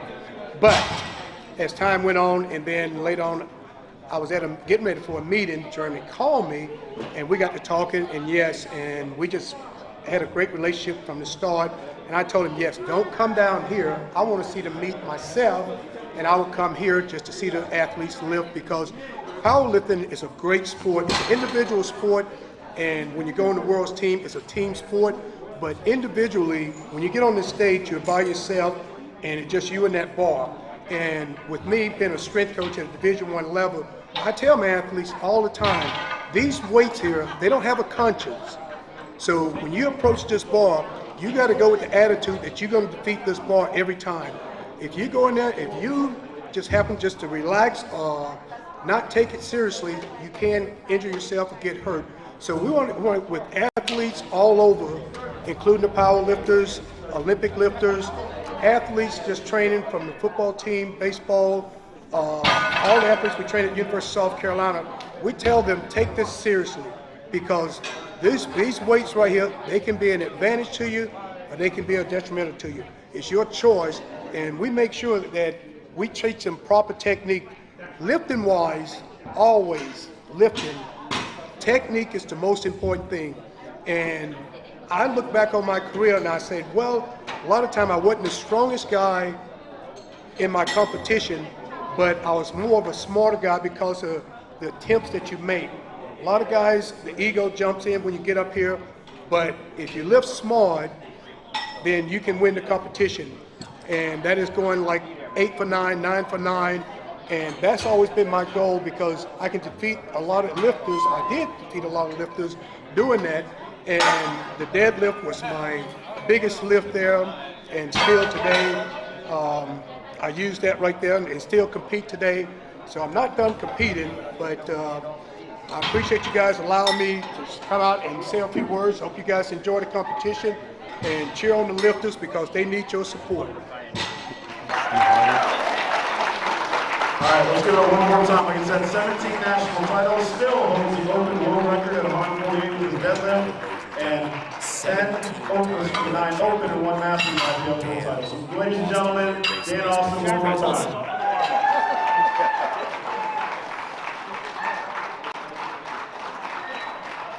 We're going to turn the microphone back over to Gino here. As he hops off the stage there, we've got about 4 minutes here till we get cracking for the start of deadlifts. We're going to take a short break, and we'll see you shortly. Don't go anywhere.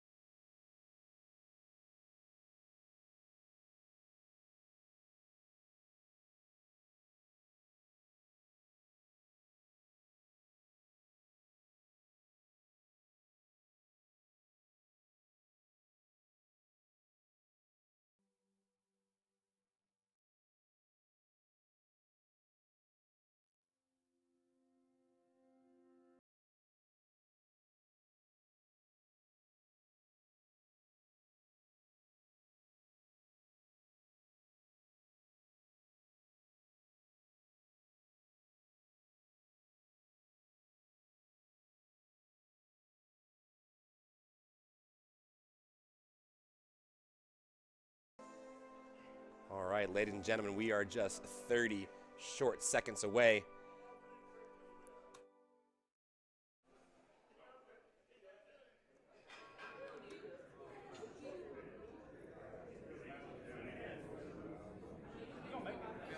The bench is over. It's going to get louder in here. It's going to get hotter in here. So buckle your seatbelts. All right, folks, we are locked, loaded, and ready to go. Our first deadlifter is ready and raring to go. Miss Ann Whitmarsh, 198 pounds loaded up. For the Masters 4 lifter. Mm-hmm.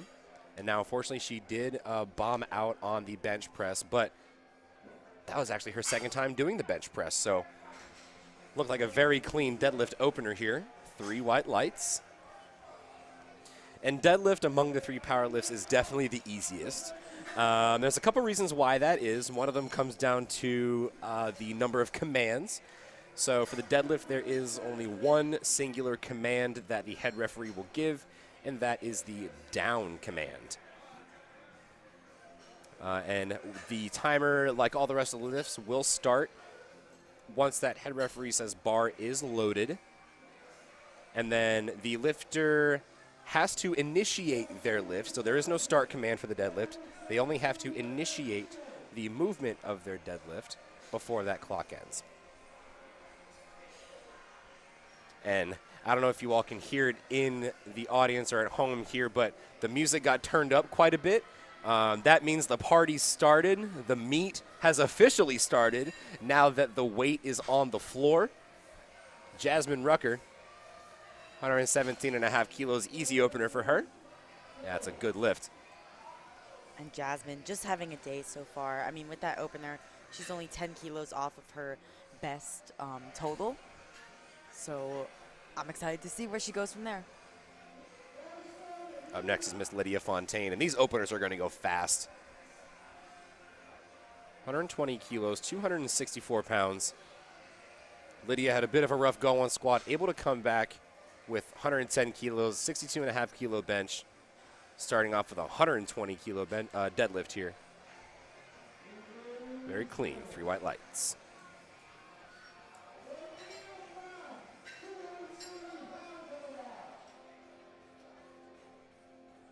We've got Miss Vanina Brown, 270 pounds. Just 7.5 kilos off her best deadlift that she actually just sent back in May.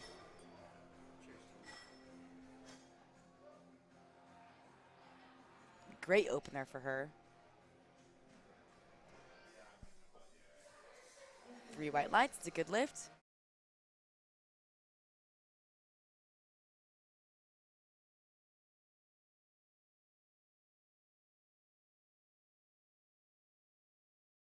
Jalen Fernandez is up to the plate now, 127.5 kilos.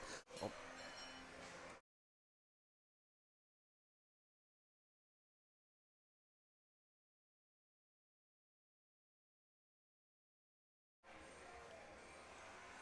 £281 for Ms. Jalen Fernandez. Clock is ticking. Oh, now it is. There we go. They just had that clock reset there. Here she is. Now, Jalen Fernandez, unfortunately, not able to post a squat. Had a very solid run through bench press, able to come away with 50 kilos. Let's see how the deadlift goes for her. And again, these lifters that aren't going to be able to post a total, they're still getting national level experience. They're still potentially able to walk away with a bench PR or a deadlift PR. And Victoria DeRost in that battle for the 56 kilo weight class along with Mia Smith. Now, like we mentioned earlier, only 5 kilos separate them both with their openers at the moment. So Victoria DeRost is going to have to make up almost 7.5 kilos if she wants to pull ahead of Mia Smith. But not only that, Mia Smith could miss a lift or two, so that also plays into the attempts here. Yeah, I mean, things definitely shake up when you're in one of these battles. Victoria started off super strong in the squats and then tides kind of turned in the bench press where she missed her second and third bench, but now she's able to hit a super clean opener with 132.5.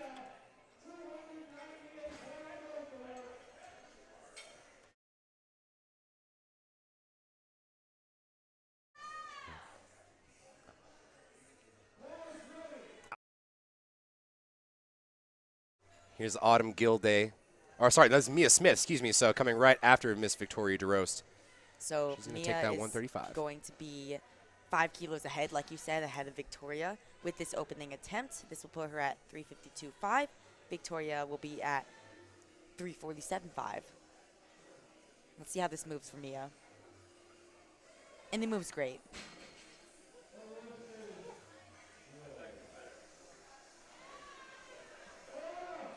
All right, so let's see, as we're getting these numbers down, let's see what our lifters put in here. So Victoria DeRost put in 137.5, which does bring her up to that 352.5 mark, but Mia Smith puts in another 2.5 kilos, so still, or 5 kilos, excuse me, so is still 5 kilos ahead.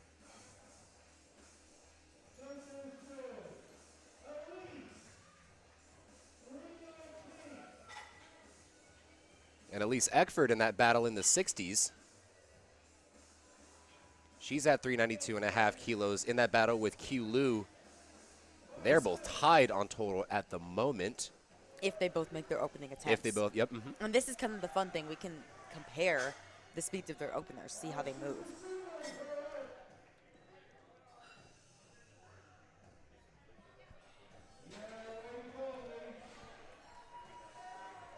Three white lights, and for Elise, that opener moved fairly smoothly. Taking a trip back down to the 52 kilo weight class. Miss Sally Green, she's going to go for 330 pounds.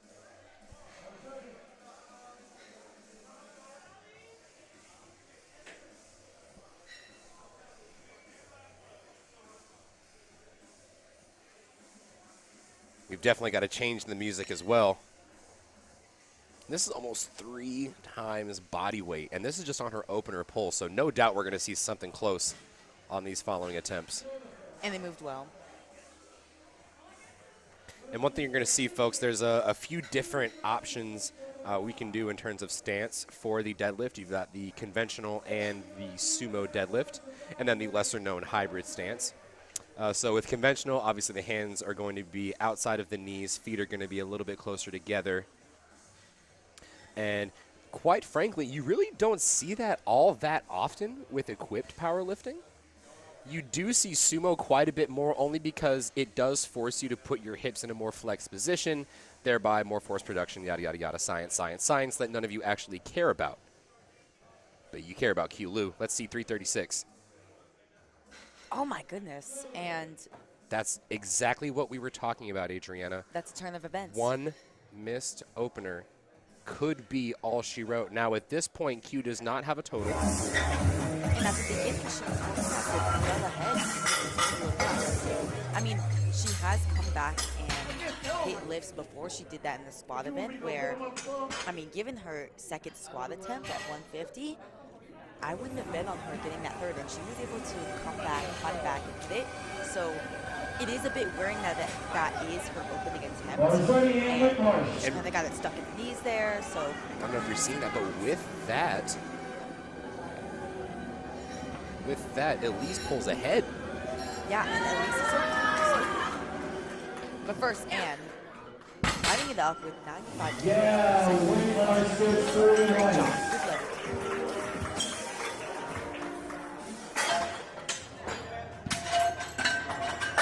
There goes Jasmine. Rocking both A7 and Titan, two of our primary sponsors here.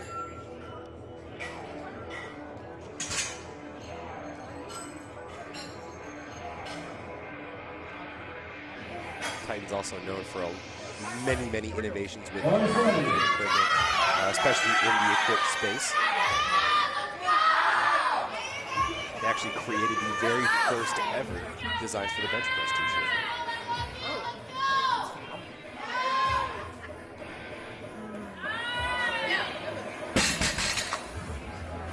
Don't forget this time. And speaking of That's an knowledge, attempt there. Jasmine Rucker is smoking her second attempt at 120. 8 for 8 so far in the day.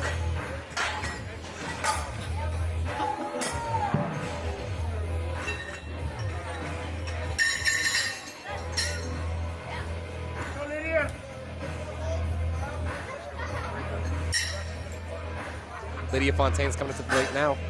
Coming up to the plate now. 292 pounds. This is 132.5 kilos.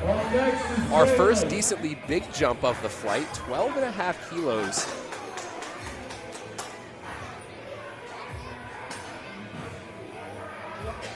And Lydia is on the board, so she's currently slated for first in the Team 3 56 kilo class and is still slated third in the open 56 kilo class.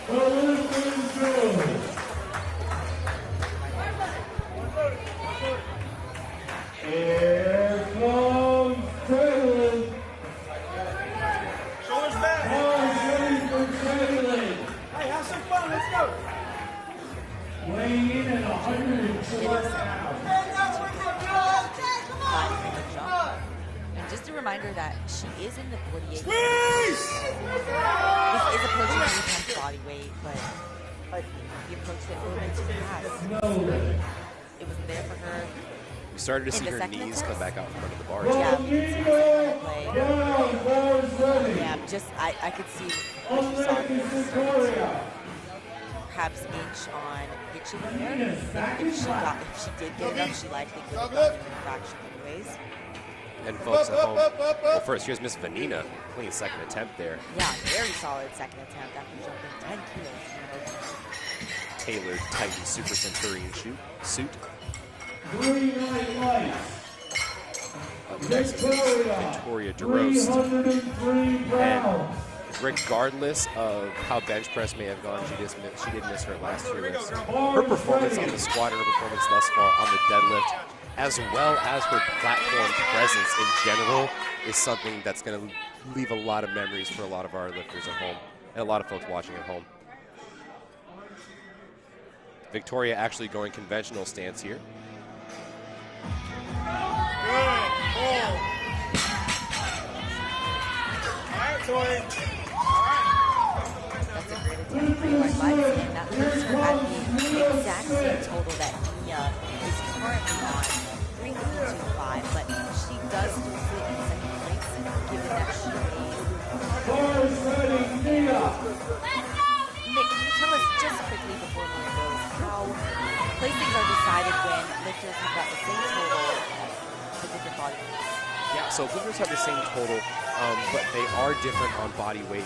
The winner is obviously going to be the lifter that weighed in lighter. So in this, for example, if Mia Smith pulls this, she does weigh just a little under a pound less, a little bit under a kilo, excuse me, than Victoria. So let's say they were to have the same attempts all the way through, and God forbid, let's say Mia were to have missed that lift, she would technically still be ahead despite being tied on total because she is a little bit lighter on body weight. Now, in very rare instances where body weight is the exact same, so let's say they both weighed in at 54.65, then it goes down to lot number. And lot number, ladies and gentlemen, is a very random number that's given at weigh-ins for each of our lifters. And when all other variables are the same, that is the one that is different and the one that is decided in terms of who wins the competition. And in that case, oh, sorry, go ahead. Yeah, Autumn's coming out with a 182.5 deadlift. Autumn Really Gill good Day. time to finish it. What a fight there. She fought it up to the top, but I do not think she got the down.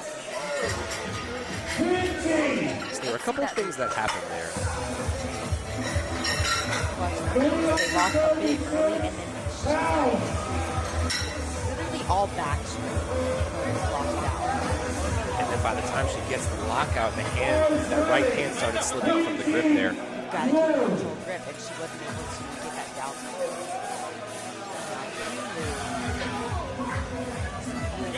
Take your time.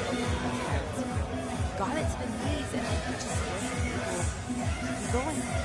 So, once she can do this, it is finishing. She looks like she's taking a bit more time to set up, get focused. If she does hit this, she will still be actually out of even farther deficit. 7.5 kilos behind Elise.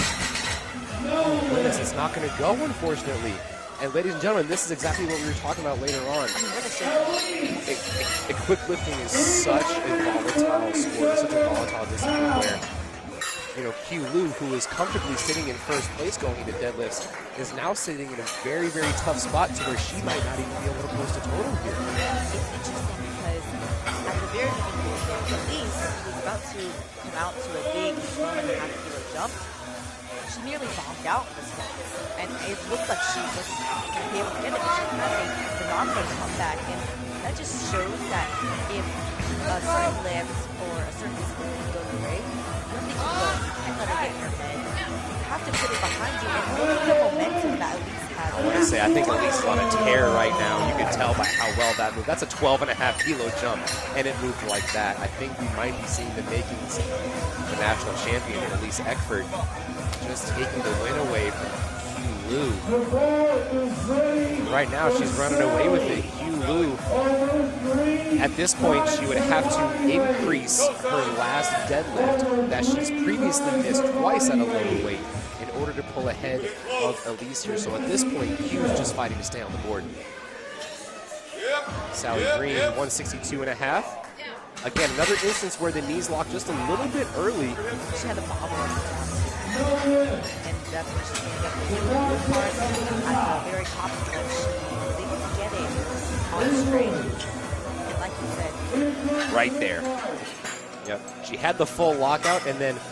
And she knows it too. You can see on her face she knew what happened there.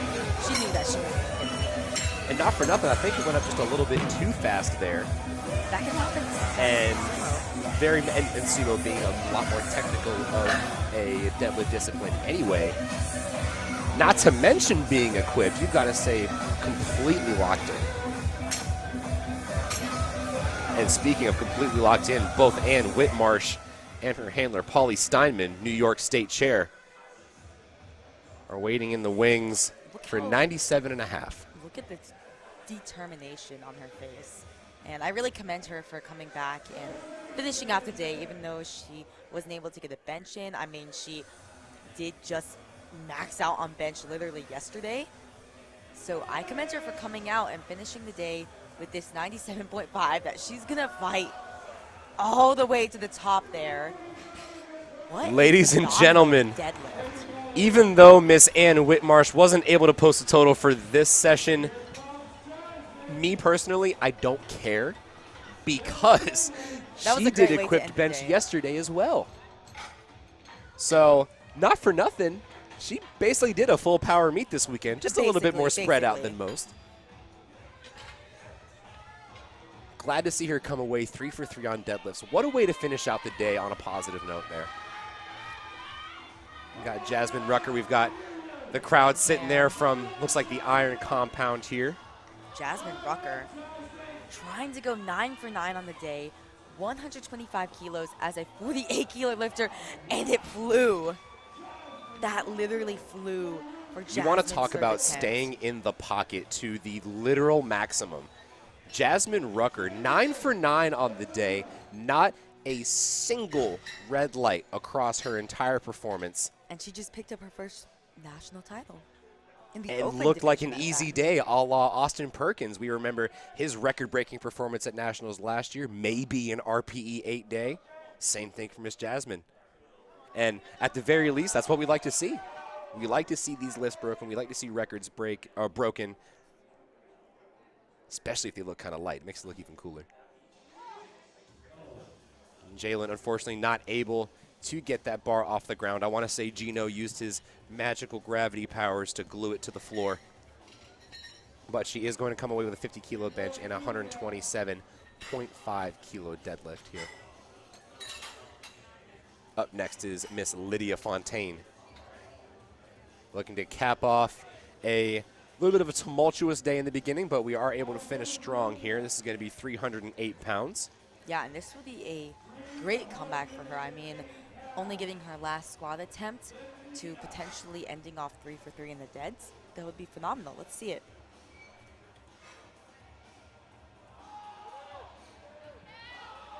What a finish there. Lydia Fontaine finds the lockout. No tech breakdown.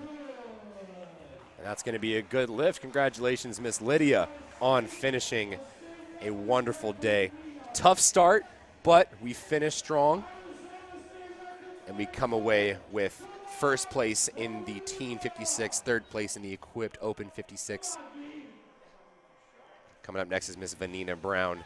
Now, she missed her third attempt squat and bench, so let's see if she's able to break that trend here. 308 pounds. And there it is. It looks like it. Awesome job from Vanina. And look how excited she is. 3 white lights. Great job to end the day on such a high note. Coming up next, Miss Mia Smith, one of 2 lifters fighting for this 56 kilo equipped supremacy. Yep, and Mia Smith, it kind of ended up being interesting here because they were so evenly matched across the day, and especially in the deadlifts. So Mia, currently sitting in the lead by 5 kilos, is going to pull first, just trying to add 2.5 kilos to her lead here in order to force Victoria, who's going to pull right after her, to pull just a little bit more in order to win. And if Victoria does end up pulling that, Mia will still win on body weight. So the number that we see for Victoria now might have to change if Mia doesn't hit this. Let's see what happens. Oh, and it actually looked like a really good call. That was the perfect call there. Ready for it. Oh, ready and she for gets it. a bit emotional as she hits that final deadlift of the day. That is huge. Especially after missing her third squat, her third bench, walking away with a... Victoria changed her attempt. Victoria DeRost pulling for the win. And, I mean, based off Mia's second attempt, I thought they would have gone... It was pretty smooth. I thought they would have gone 5 kilos, maybe even 7.5, but 2.5 kilos was the perfect call there. And Mia has finished her day. She ends at 360. Victoria, after Autumn goes, is going to be trying to pull for the win ahead of her. She increased her final attempt from 145 to 147.5 just to give her that 2.5 kilo edge over Mia. The first year's Autumn Gilday looking to finish strong. And unfortunately, Gino, again, used his magical powers. That bar just didn't move. Autumn Gilday still able to come away with 57.5 on bench, 135 on deadlift. Now, the end of the battle is upon us. Victoria DeRost adding 2.5 kilos to her final attempt to beat Mia Smith by 2.5 kilos. If she doesn't, Mia Smith and her will tie onto, well, actually, if she doesn't hit this, Victoria will drop back down to 352 and Mia will win by 7.5 kilos. Let's see what Victoria's got. With their first national title. Oh my gosh, and it's moving. Ladies and gentlemen, Victoria DeRost just took away the national title from Mia Smith, your new 56 kilo equipped national champion, Miss Victoria DeRost. What a phenomenal call by the handler there. Yeah, and both of them seem to, in those final deadlifts, leave it all on the platform. I mean, I don't think either of them had 2.5 kilos more, and that just makes it all the better. I mean, take a look at this replay from Victoria DeRost to become the national champion for the first time in her lifting career. Great job. And now, Q Lu seemed on track for a national title. Now, like you said, fighting to make a total. Post a total. Yeah, 152.5 here. I really hope she break the this. floor. She has shown resiliency before. Breaks the floor, goodness. But it's just going to be too much for the day. Yeah, unfortunately, Q Lu will not be able to post a total, and she was sitting well in the lead there. But that does mean that Elise Eckford has all but secured the first place finish here for the women's 60 kilo class. And then Miss Vanina Brown will actually come in second for the open, followed by Lydia Fontaine. Ann Whitmarsh. Oh, wait, no, it is only those two. I apologize.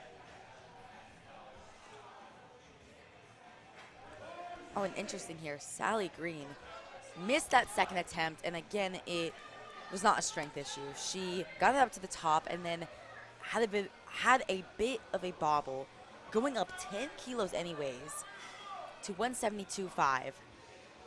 Let's see if she hits this. Either way, she's going to walk away the national champion in the 52 kilo class. Just too much. I mean, it's the same story told time and time again. You miss a lift on technicality, you go up anyways, and you miss it on strength.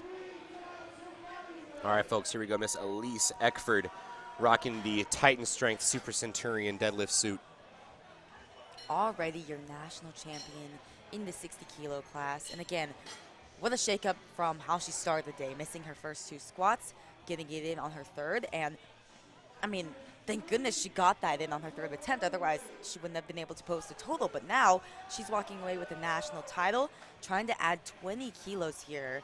And who would have thought, you know, Elise Eckford, I'm sure at the very start of this competition, was not thinking she'd be in the running at all with those 2 opener squats being missed. And then coming back towards the end there. When things like that happen, you have to consider yourself still part of the hunt. This might be one of the greatest comebacks we've seen in powerlifting. Can Elise find her way up? Oh, unfortunately not. But however, it was a great start to the pool. I mean, I was beautiful off the floor. That being said, she is still your national champion in the women's equipped 60 kilo weight class. Yep, and she ended off with a 405 kilo total in that class. And a 454 dot score, ladies and gentlemen, and that's not including the age coefficient. With the age coefficient, we're looking at close to a 500 dots point score here. And had she gotten that last pull, I believe she would have gotten awfully close to surpassing that 500 mark. Either way, very phenomenal effort from Elise Eckford. Way to come back from a very tough beginning to the national title. Congratulations to her. And we are now on to our last flight of deadlifting and our last round of lifts at all for the day. Riley Gabriel got that opener deadlift there. Unfortunately, not having the best day, having only gotten that opener bench at 62.5 kilos. So glad to see her on the board again with that opener deadlift. Let's see if we can't keep the train a-rolling here. Kaylee Gleason's up next, 127.5 kilos. Right now slated first for the ladies' teen 67.5 kilo class, Team 3, and is actually sitting in third place overall for the 67.5 kilo open division.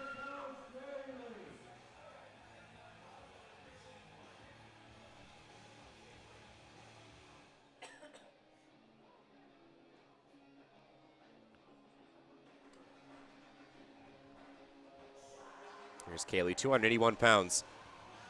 Great opener. Blink and you miss it. Super fast. Just slowed a bit at the top there. But, I mean, she's been executing all day. She really has. I mean, not missed a lift so far. I don't believe she's gotten any reds either. Oh, she did get a singular red light for her very, very first squat from that left judge. And if I'm not mistaken, I think the left judge is our boy Kevin Serrano. So might have to give him a stern talking to once this lift is over here. Stephanie going for 145 kilos, 319 pounds. Very smooth. That flew off the floor. Awesome way to start the deadlifts.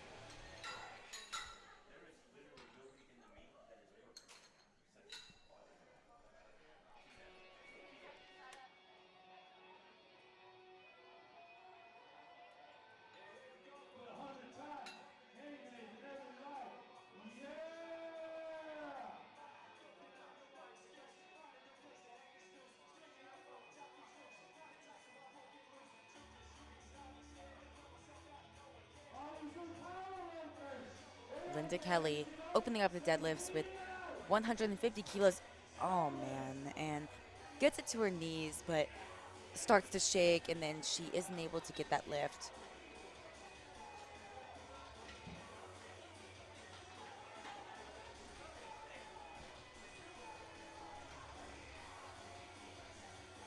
All right, Israel Perez really looking to bleed it out, trying to dig deep and make the struggles go away with this opening deadlift attempt.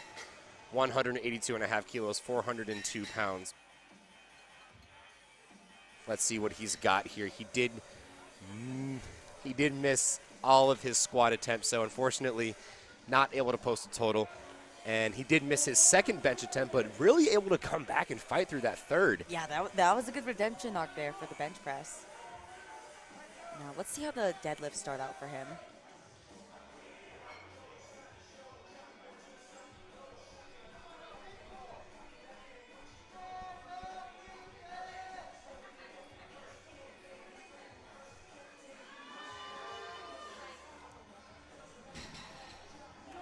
Unfortunately, not going to be a lift for Mr. Israel Perez.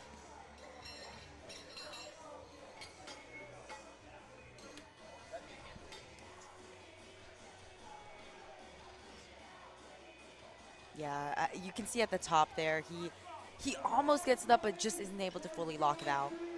And Sophia, It looks like he's going to retake that 182 as well. I think that's a good call.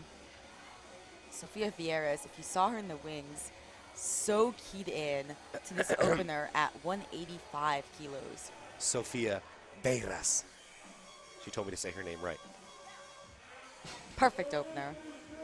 I expected nothing less. And that, I mean, all but secures her Literally. yet another national title. She already sits at a whopping 537.5 kilo total.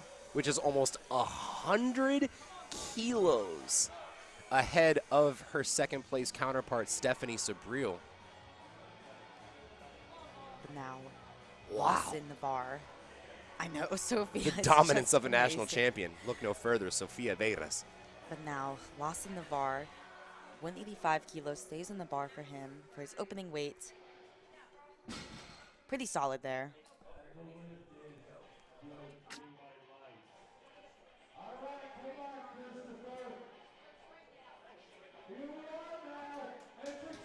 That was a good attempt there for Lawson. Did a little bit of a dismount there for that deadlift attempt, but it was a good lift. Coming up next is Mr. Chris Medina Jr. The returning national champion. Smells like junior spirit. Chris Medina, 56 kilo junior weight class, 407 pounds. Gilbert Perez coming right behind, 200 kilos on the bar, 440 pounds. Now, it looks like, and we have confirmed it here, Gilbert Perez, while competing in the equipped teen 3 age division and 8 weight class for the 67.5s, not a single bit of assistive equipment utilized. And while we do support A7 and we love A7 and all of the phenomenal equipment they've created for powerlifting, I don't believe they've broken into deadlift equipment or equipped powerlifting yet. So I don't know that they've got a deadlift suit A7 does. So Gilbert is fully raw. Wow. Fully gripping on the smooth part of the bar there, which Hook grip, too. is a bit difficult. Yep. Takes a lot of skill. Coming up next, Mr. Brady Price. Sitting in second place for both the open 67.5s and the junior 67.5s.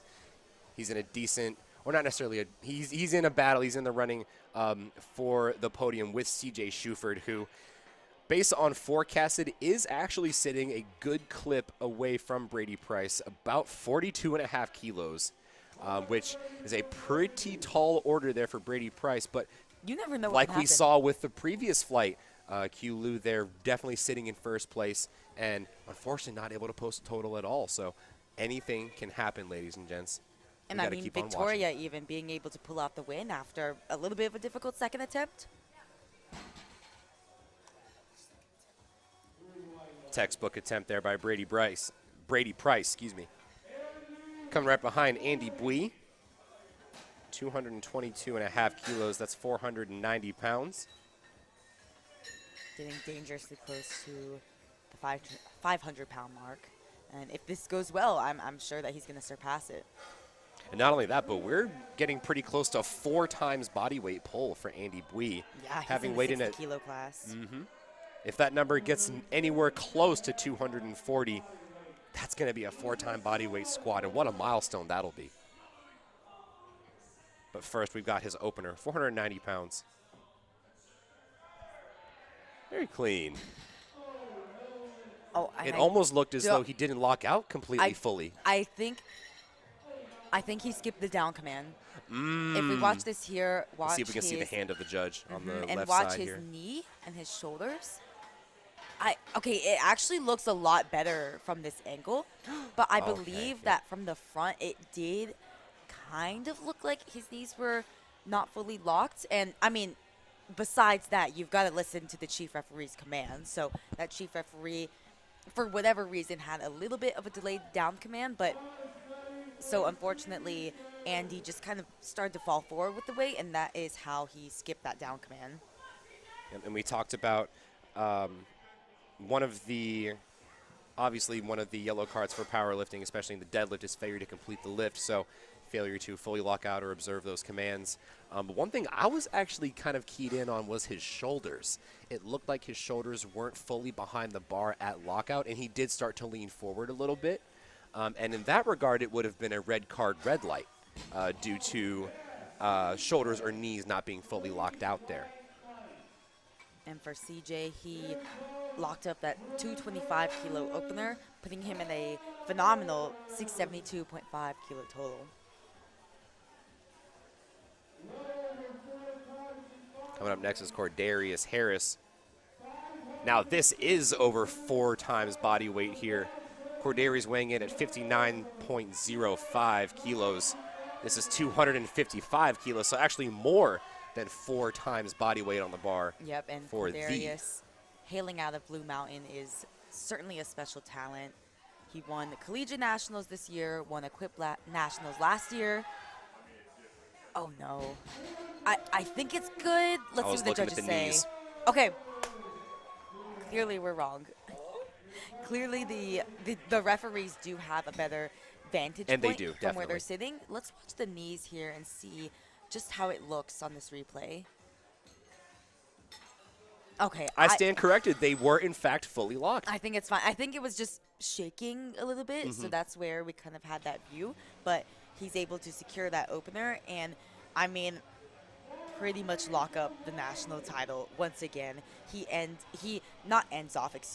got more attempts to go, but with that opener, he's already at a 650 kilo total, which is crazy. It's bewildering. Already it really over is. 10 times body weight from just his opener deadlift. Here's Miss Riley. Back to the top of the order for second attempts. Fortunately, that's going to be a no lift. She did get 117.5 kilos, so it's very likely she'll go and retake that for her last attempt. Kaylee Gleason, 135 kilos. You can see in her eyes just the amount of focus that Kaylee has.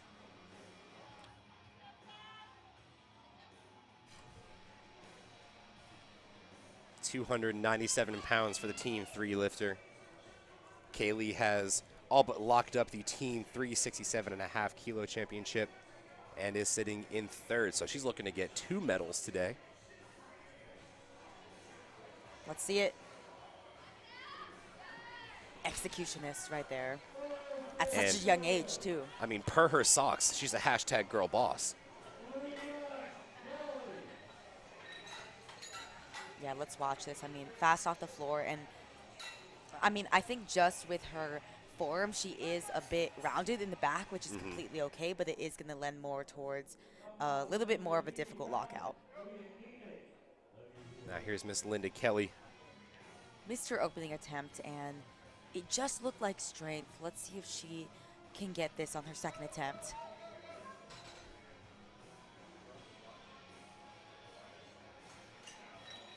Unfortunately, that's going to be a no lift. Not the best day either for Miss Linda Kelly, having only made 2 lifts. Her first and second bench, unfortunately.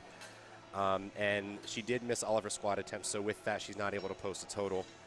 But we do hope she's able to come back for her last attempt. We would love to see her finish strong. Now, Stephanie Sabril, coming out of Midland, bar is being loaded for her with 165 kilos.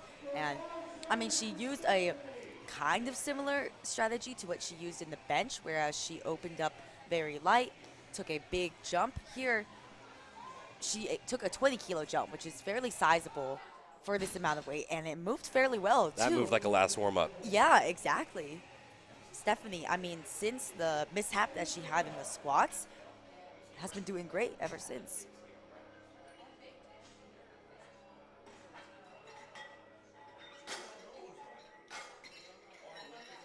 And again, I really commend lifters when they're able to maybe not have the best day in a certain event, but they're able to, you know, take a breath, compose themselves, put it behind them, and just move forward.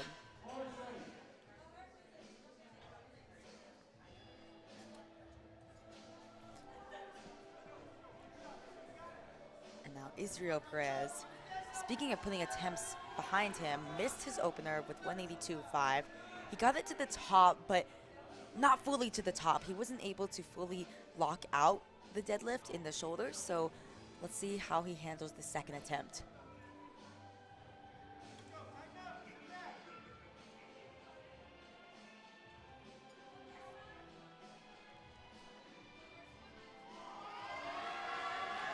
Oh, come on, fight it to the top. And I think he's got lockout and he held on to it. I think he's done it.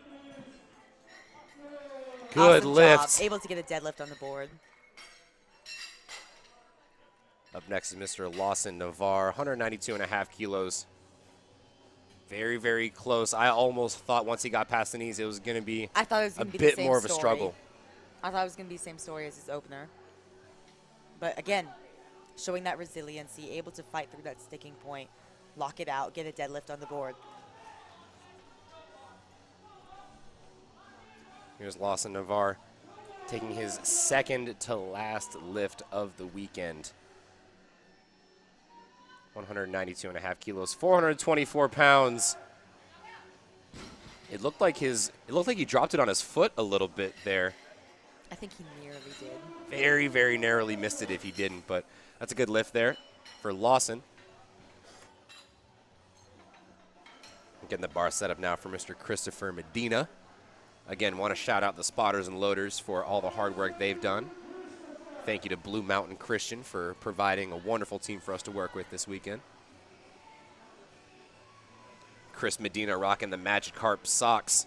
Hoping we'll see him evolve with this deadlift here. That was a beautiful attempt. Good lift. Just Coming up 7.5 next. kilos under his best. The showstopper, Look at Miss the focus on Sofia her face. Veras. I love her determination. 200 kilos on the bar for Sofia. 441 pounds. Locked in, laser focus, ladies and gentlemen. Sofia Veras. Jeremy Hartman in the corner. And not only that, but Dan Austin in her corner as well. Quite literally the strongest bullpen we've seen. This will give her a 552.5 kilo total. Wow. The struggle comes, but it was clean all the way through. 3 white lights for Sofia. Now Great comes the so ultimate far. question. Can she have a perfect day? We'll have to see. We've got one more lift to confirm. And as of right now, Sofia has yet to get a single red light. Oh, I do apologize. She did get 1 red light for depth on her second attempt there. So, unfortunately, that does take away the perfect day I was just talking about now. But still an opportunity for a flawless run, going 9 for 9 on all of her attempts here. Here's Mr. Gilbert Perez, 473 pounds for our non-equipped, equipped Team 3 lifter. 15 kilo jump, so about 33-ish pounds were added on for Gilbert.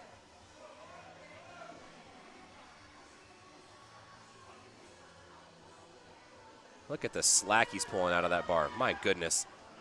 Great way to finish through that lockout there. 3 white lights. It's a good lift. Also a deadlift par.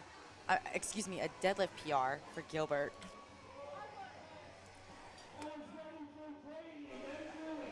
Here's Brady Price, 485 pounds on the bar.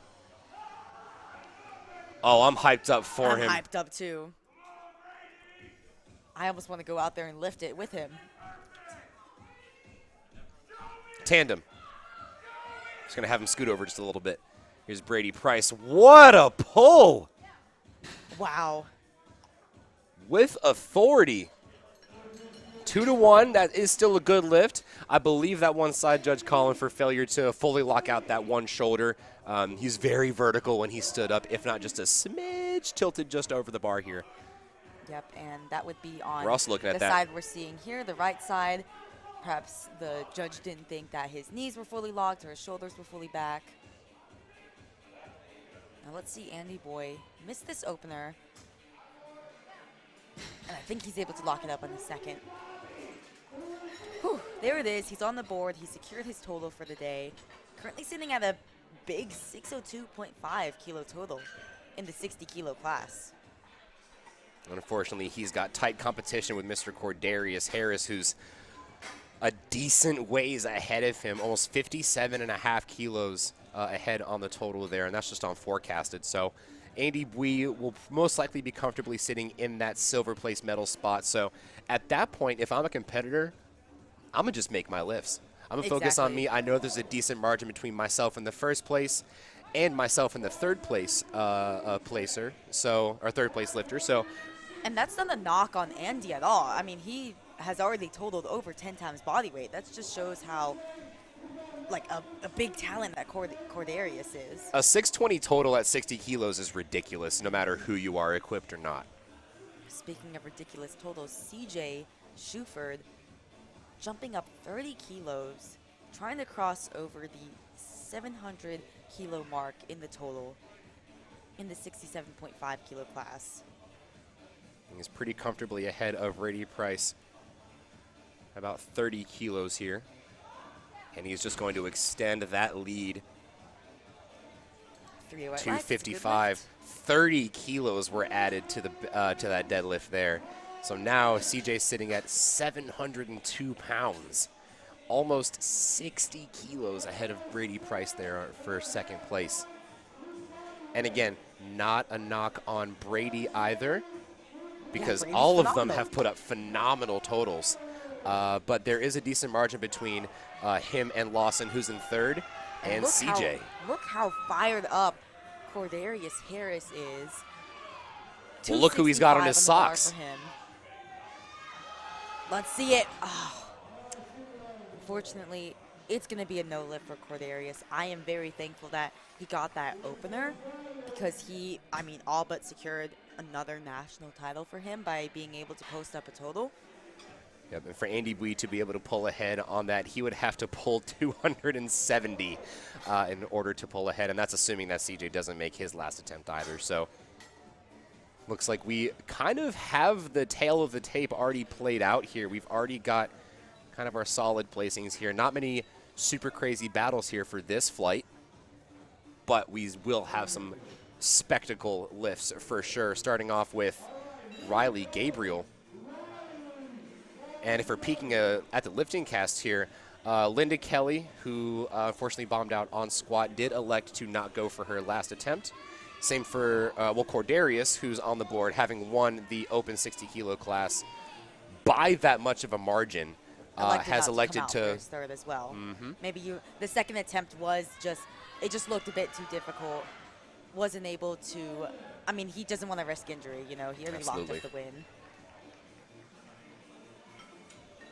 And again, a lot of our platform equipment here that we're seeing our lifters use for the deadlift is made by Titan Sports Systems, one of our primary sponsors for today, along with Spud Inc. out of Columbia, South Carolina, Renaissance Periodization, Revolution Screen Printing, who's done our meat shirts, A7, who's our primary sponsor.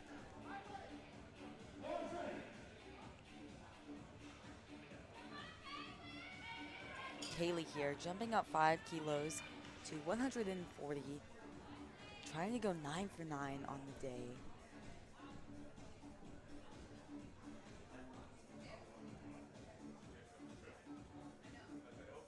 As a Team 3 and open lifter, registered in both divisions. Way to stick with it there. Got a little bit caught up that lockout there. Tried really hard to not let that bar go back down. Head ref saw it. Side judges didn't. That's going to be a good lift for Kaylee Gleason to allow her a 9 for 9 day. a gold medal finish in the 67.5 kilo Team 3 class, and pretty much a solidified bronze medal in the open 67.5 kilo weight class. Coming up next is Miss Stephanie Sabril, who is in that second place spot in the open category. We see Gina rocking out in the back there, cheering on Stephanie for a phenomenal final deadlift, 175 kilos. She runs off the platform in excitement. 3 white lights. What a way to end the day. Again, kind of a comeback story. In the squat event, she was only able to secure her opener. From then on, she didn't miss a single lift, except the little mishap on the third bench. But she did get a relift, so that is going to count for her, and ends the day off awesomely with that final attempt. And important to note here, I don't think we've mentioned it at all with this being our first full power session of the day. All of our lifters will be subject to drug testing. USA Powerlifting is drug-free completely, and so roughly 10% of the session population will be drug tested. So let's say there's 20 lifters in this session. That means about 2 to 3 lifters will be drug tested. Obviously, there's more than that. But that's to keep our sport clean. Exactly. We want to make sure an even level playing field. Israel Perez, what a finish here. Obviously a super tough run through squat there. And that deadlift looked the cleanest of all 3 of his lifts, and we can hear him screaming out of excitement from all the way back in the commentator's booth, and I would be screaming as well. I mean, that final attempt, I know how it feels to make it, to miss it, and it can really, really take a hit on your mood if you miss that final attempt. And for Israel to, I mean, have quite a few misses throughout the day, but then in the deadlifts, I mean, what a story of redemption here. Like, just being able to miss, come back, being able to hit that final deadlift, hats off to him. Here's Lawson Navarre sitting comfortably in third place. This is going to solidify him the bronze medal. Either way, he is still the bronze medal winner with a 487.5 kilo total. Coming up next, the national champion looking to retain her title, Sofia Beiras. My co-commentator for tomorrow evening's sessions. Can't wait to hear all about her experiences today. And we hope she's able to finish strong. Look at the pure intent in her eyes. Staring down the lift. Nothing but pure, unadulterated strength, motivation, adrenaline, and momentum. Sofia Beiras, everything is on her side now. Let's see if we can finish strong. Already our national champion at 67.5 kilos. Can she do it? Looks like it just got away from her. It really did there. Yeah. And now, had the bar not lifted on that one side, she could still be there to try and retake it because the bar never left the ground. And by that point, the lift was never initiated. However, it did rise up on that one side, or actually both sides. And so, fortunately, Sofia Beiras not able to come away with that 9-for-9 day. But once again, your national champion for the equipped 67.5 kilo weight class. Another notch in the belt. Yep, finishing just 2.5 kilos under her all-time total PR. That's still a phenomenal day, able to get another national title. Speaking of another national title, Christopher Medina Jr., again, the returning national champion. What a lockout this is. What a way to fight through. And that's a good lift, ladies and gents. Awesome job for Christopher. Way to end the day. 3 for 3 in the deadlifts, 210 for his final attempt. And yeah, I think he just barely locked out his shoulders there while barely maintaining that grip. And he's able to lock up another national title in the 56 kilo open division. Ladies and gentlemen, we're coming up on our last lifts of the day. The last lifts ever, not last lifts ever, but the last lifts of day 2 of the 2024 USA Powerlifting Equipped National Championship. We've only got 4 more pulls left, ladies and gentlemen. This is where the party is at. Gilbert Perez bringing all sorts of energy and momentum to the platform here. 225 kilos, 496 pounds, just shy of that 500-pound mark. 225 is a very nice, clean number. And he is our national champion with this pull here. Let's see him hit this. Come on. Oh, my gosh. Oh, I man. thought he was going to be able to fight. And for what a that. fight there. Regardless, he is Shrugs still it your off. national champion. And not only that, but he did the entire equip session raw, ladies and gentlemen. He did the entire session raw. What a baller. What a baller Gilbert Perez is. Coming up right behind Brady Price, looking like your silver medalist for the equipped, both equipped open and junior 67.5 kilo classes. And look how fired up he is for this final deadlift attempt. 237.5 kilos. This will give him a 662.5 kilo total. Oh, Just got stuck right at the knees there. Mm-hmm.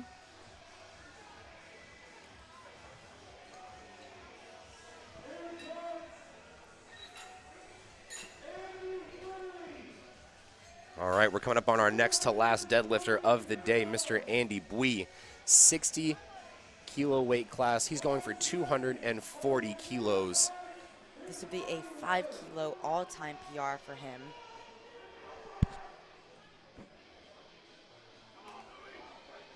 He's already hit 602.5 kilos in the total, trying to go for 620 here as a 60 kilo lifter.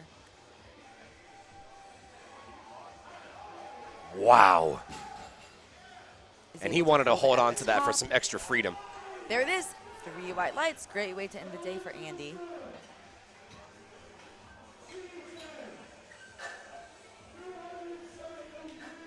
And ladies and gents, boys and girls, avid fans of powerlifting all, we've reached our last deadlift of the day.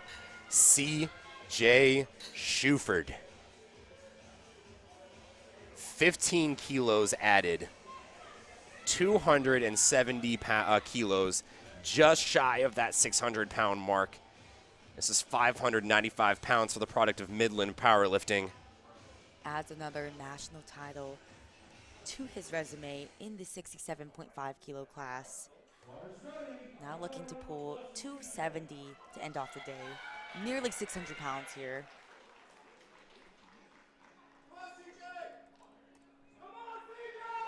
We hear the crowd getting behind CJ for this last attempt here. We even hear Gino getting behind him here, folks. The energy This is the high. last lift of the day. 270 kilos, 595 pounds for the product of Midland University. Your national champion already solidified in the 67.5 kilo weight class in both open and the junior divisions. Trying to lock in a 717.5 kilo total. This is absolutely nutty, ladies and gentlemen. Can he find his way up? Oh, unfortunately, no. We saw the knees unbuckle and sort of shift to the side there, but what a phenomenal effort. And what a way to cap off a phenomenal day just across the board. And we started off this morning and this afternoon with our bench-only competition, and then going into this session, being at a full power meet was not only a little bit refreshing after seeing 2 straight sessions of bench, but it was good to see how different the dynamics become once we start to add in the squat and the deadlift to the overall attempt selection here. And we saw it plain as day. I mean, a lot of our lifters, we had 5 lifters actually in this session bomb out, so they weren't able to post a total, and that was just on our squats. And kind of what I was alluding to earlier, that it adds just a different dimension to the game, right? And especially when we get towards these heavier lifters, right? We get towards the lifts where those placings matter. Getting those early lifts and getting as many lifts as you can and adding the most weight to the total is going to be super, super important. I mean, we saw in the case of Q Lu, she was very, very close, if not the favorite, to be the winner for the 60 kilo class.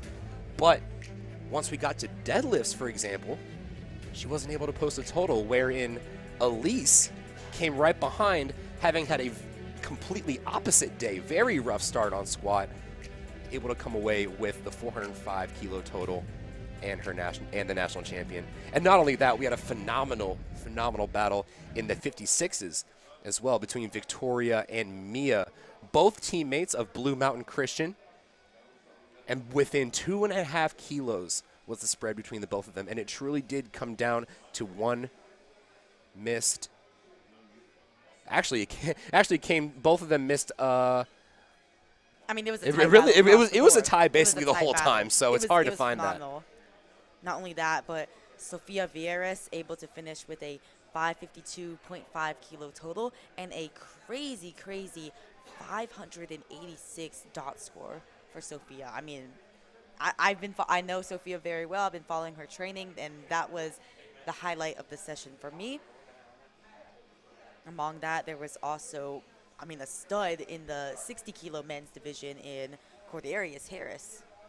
So much so that he didn't even need to take his last attempt, where he could have retaken it to extended that lead, but he was already 30 kilos ahead on his opener. And that just goes to show, ladies and gentlemen, the pure strength that was on display today for the 2024 USA Powerlifting Equipped National Championships. It has been an honor being on the mic with you all today. I want to give a quick run through to everyone that's made this meet possible.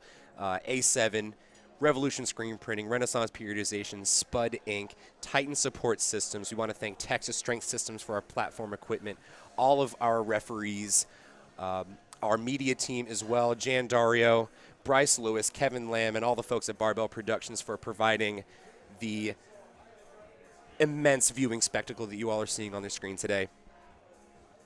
We also want to thank the Embassy Suites for allowing us to host the meet downstairs in their lobby. But with that, we're going to sign off for the day. Both Adrienne and I need to get some food in us and get some rest so we can be back right at it tomorrow. So we are going to see you, like I said, we're going to see you tomorrow morning, 8 a.m., bright and early. For more equipped lifting. More equipped lifting, and it is full power. Mm-hmm. So, like I said, my name is Nick Stevens. It's been an honor working with you all. Signing off for now. And I'm Adriana Davis, and we will see you tomorrow. Peace and blessings.